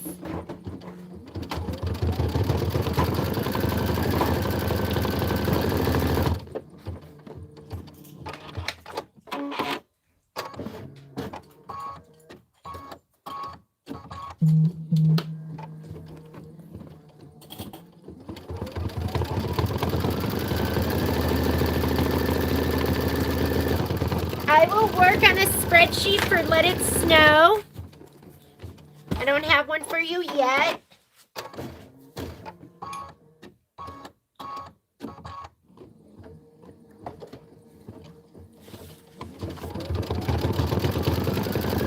And the last color you're going to need is white. It looks like white's going to be the last color you're going to use in this embroidery.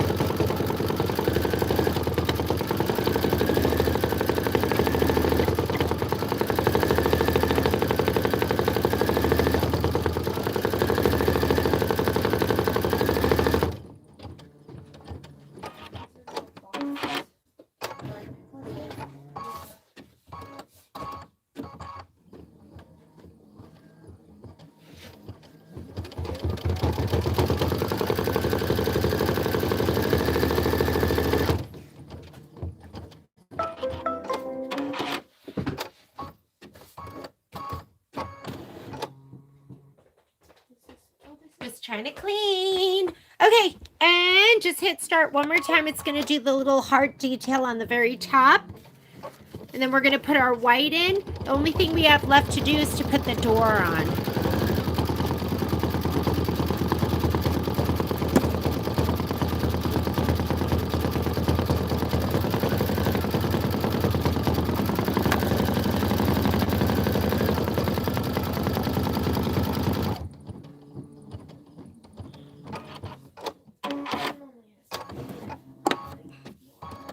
For sure. Was that one that I was just that I just gave you? That was wrapped up with that other stuff.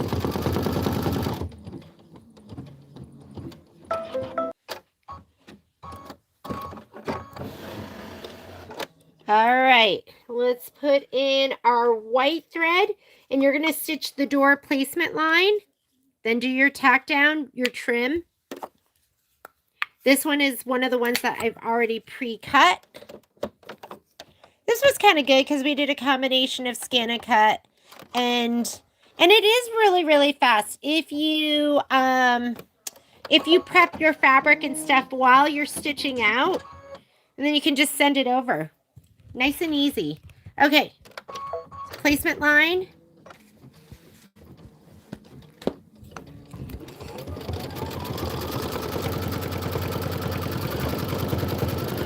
Let me get my door that's already pre-cut.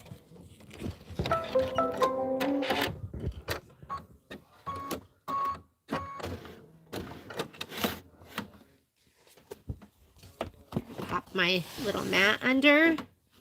He's there. I'm going to put this down. Let's make sure he is right in the placement line. I mean, that's one of the things I love about the placement line being sent over from the machine is it is spot on. Like, it is the exact size of your placement line, your cut. I'm going to turn this off because this is the last thing I'm going to be doing. And I have left that on before. When I say I left it on, my my little iron, I've left that on. Pull out your mat. Oh my goodness, maybe I just remember all the time now. I shouldn't say that because that's when I'm going to forget. So if you didn't cut it to size, you're going to do your tack down and your trim right now. And then I'm going to go on to step 35, which is to stitch the door satin outline and doorknob fill. I'm just going to hit start. I've got my white in there.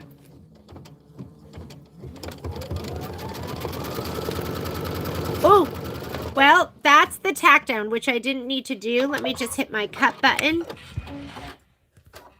Because mine's already cut to size. I'm just going to fast forward it. It does go around twice. Your tack down goes around 2 times. So I might as well just stop it. And now it's going to do my satin outline. That's how you can tell if you're on your placement or your tack down. Your placement usually goes around once, and then your tack down will go around twice. Now these puckers, don't worry about that. We're going to press all of that out. That's what your wool mat is for. That's why you use a little bit of moisture. You'll press all of that out.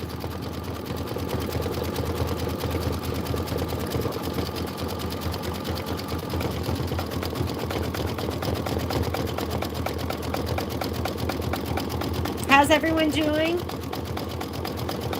What do you need? What do you want?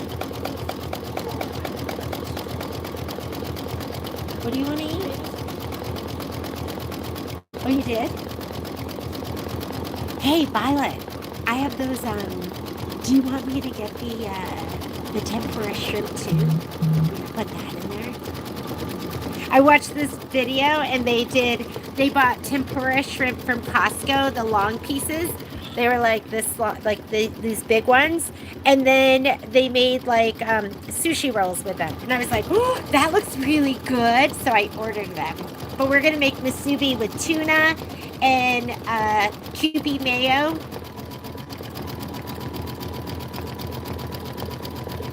What's he eating? Oh, he's been wanting that. And the sausage. Did you ever eat that? No, you want to do sausage. You're torturing him.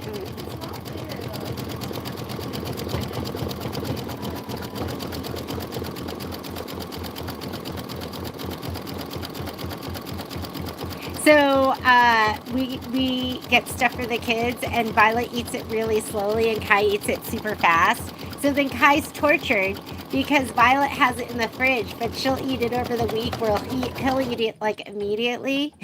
Then he has to look at it in the fridge every day and want it, and she's like, no.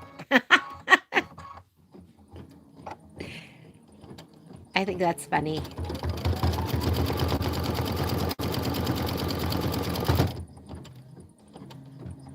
Okay, that was step number 35. Step number 36, stitch the board and batten detail. Just go ahead and hit start again. It's going to be in white. Oh, do you need love, Momo? Are you waiting patiently? Okay. Here we go.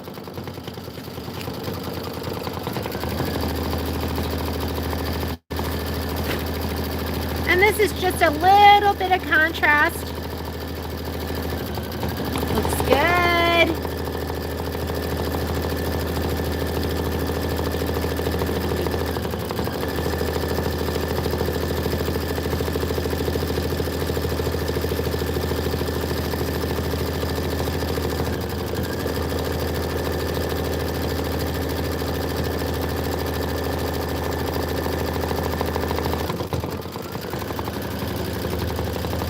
Tina, did you get the mint green? Because I also have a mint green in the large size too. If you want one of those. If you don't want to wait.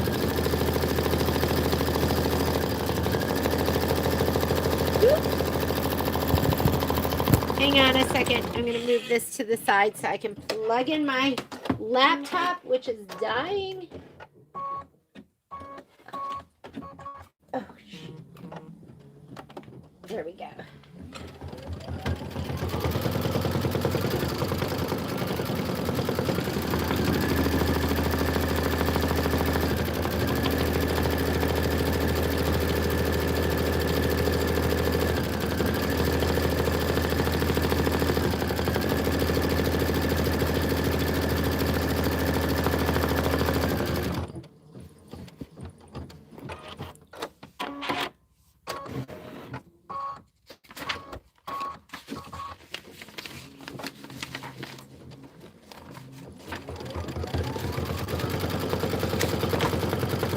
Oh my god, Soda Crush is so cute. And it looks like there's going to be clear vinyl that goes right above this. And I'm going to get that iridescent stuff from the store. It's going to be adorable.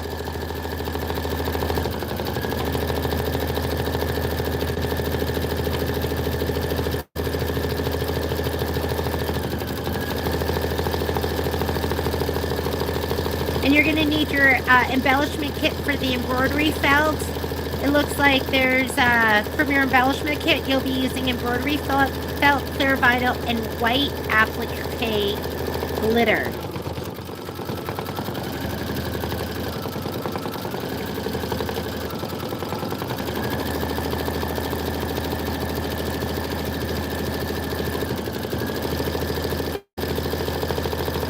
Bench either. Maybe I should make this into a wall hanging.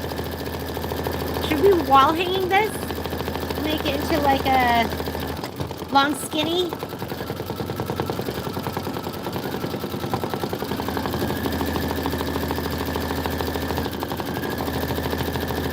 Don't tell him okay.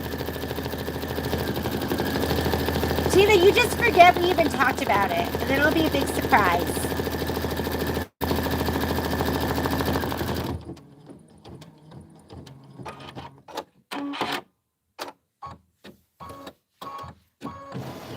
And that is it. Is this one of the sweetest, cutest embroideries you've ever seen? That is like so cute. And I love the stitching with the pink Hollow Shimmer glitter thread is like to die for. So that's it. That's all we're going to do today, guys. since next week is mistletoe, I'm gonna I promise you, because I love this one so much, it is not gonna be a UFO. I'm probably gonna just pop on. I don't know if I'm gonna schedule anything, or I don't know if it's gonna be recorded. I'll let you know if I'm gonna be on, if I can give you advance notice. But this might be one of those things where I'm like, okay, I have time. It's midnight. I'm just gonna stitch. So it might be one of those things. But have a great day. You guys be creative and make something awesome. And thanks for joining me. And I'll see you at the store tomorrow. Bye.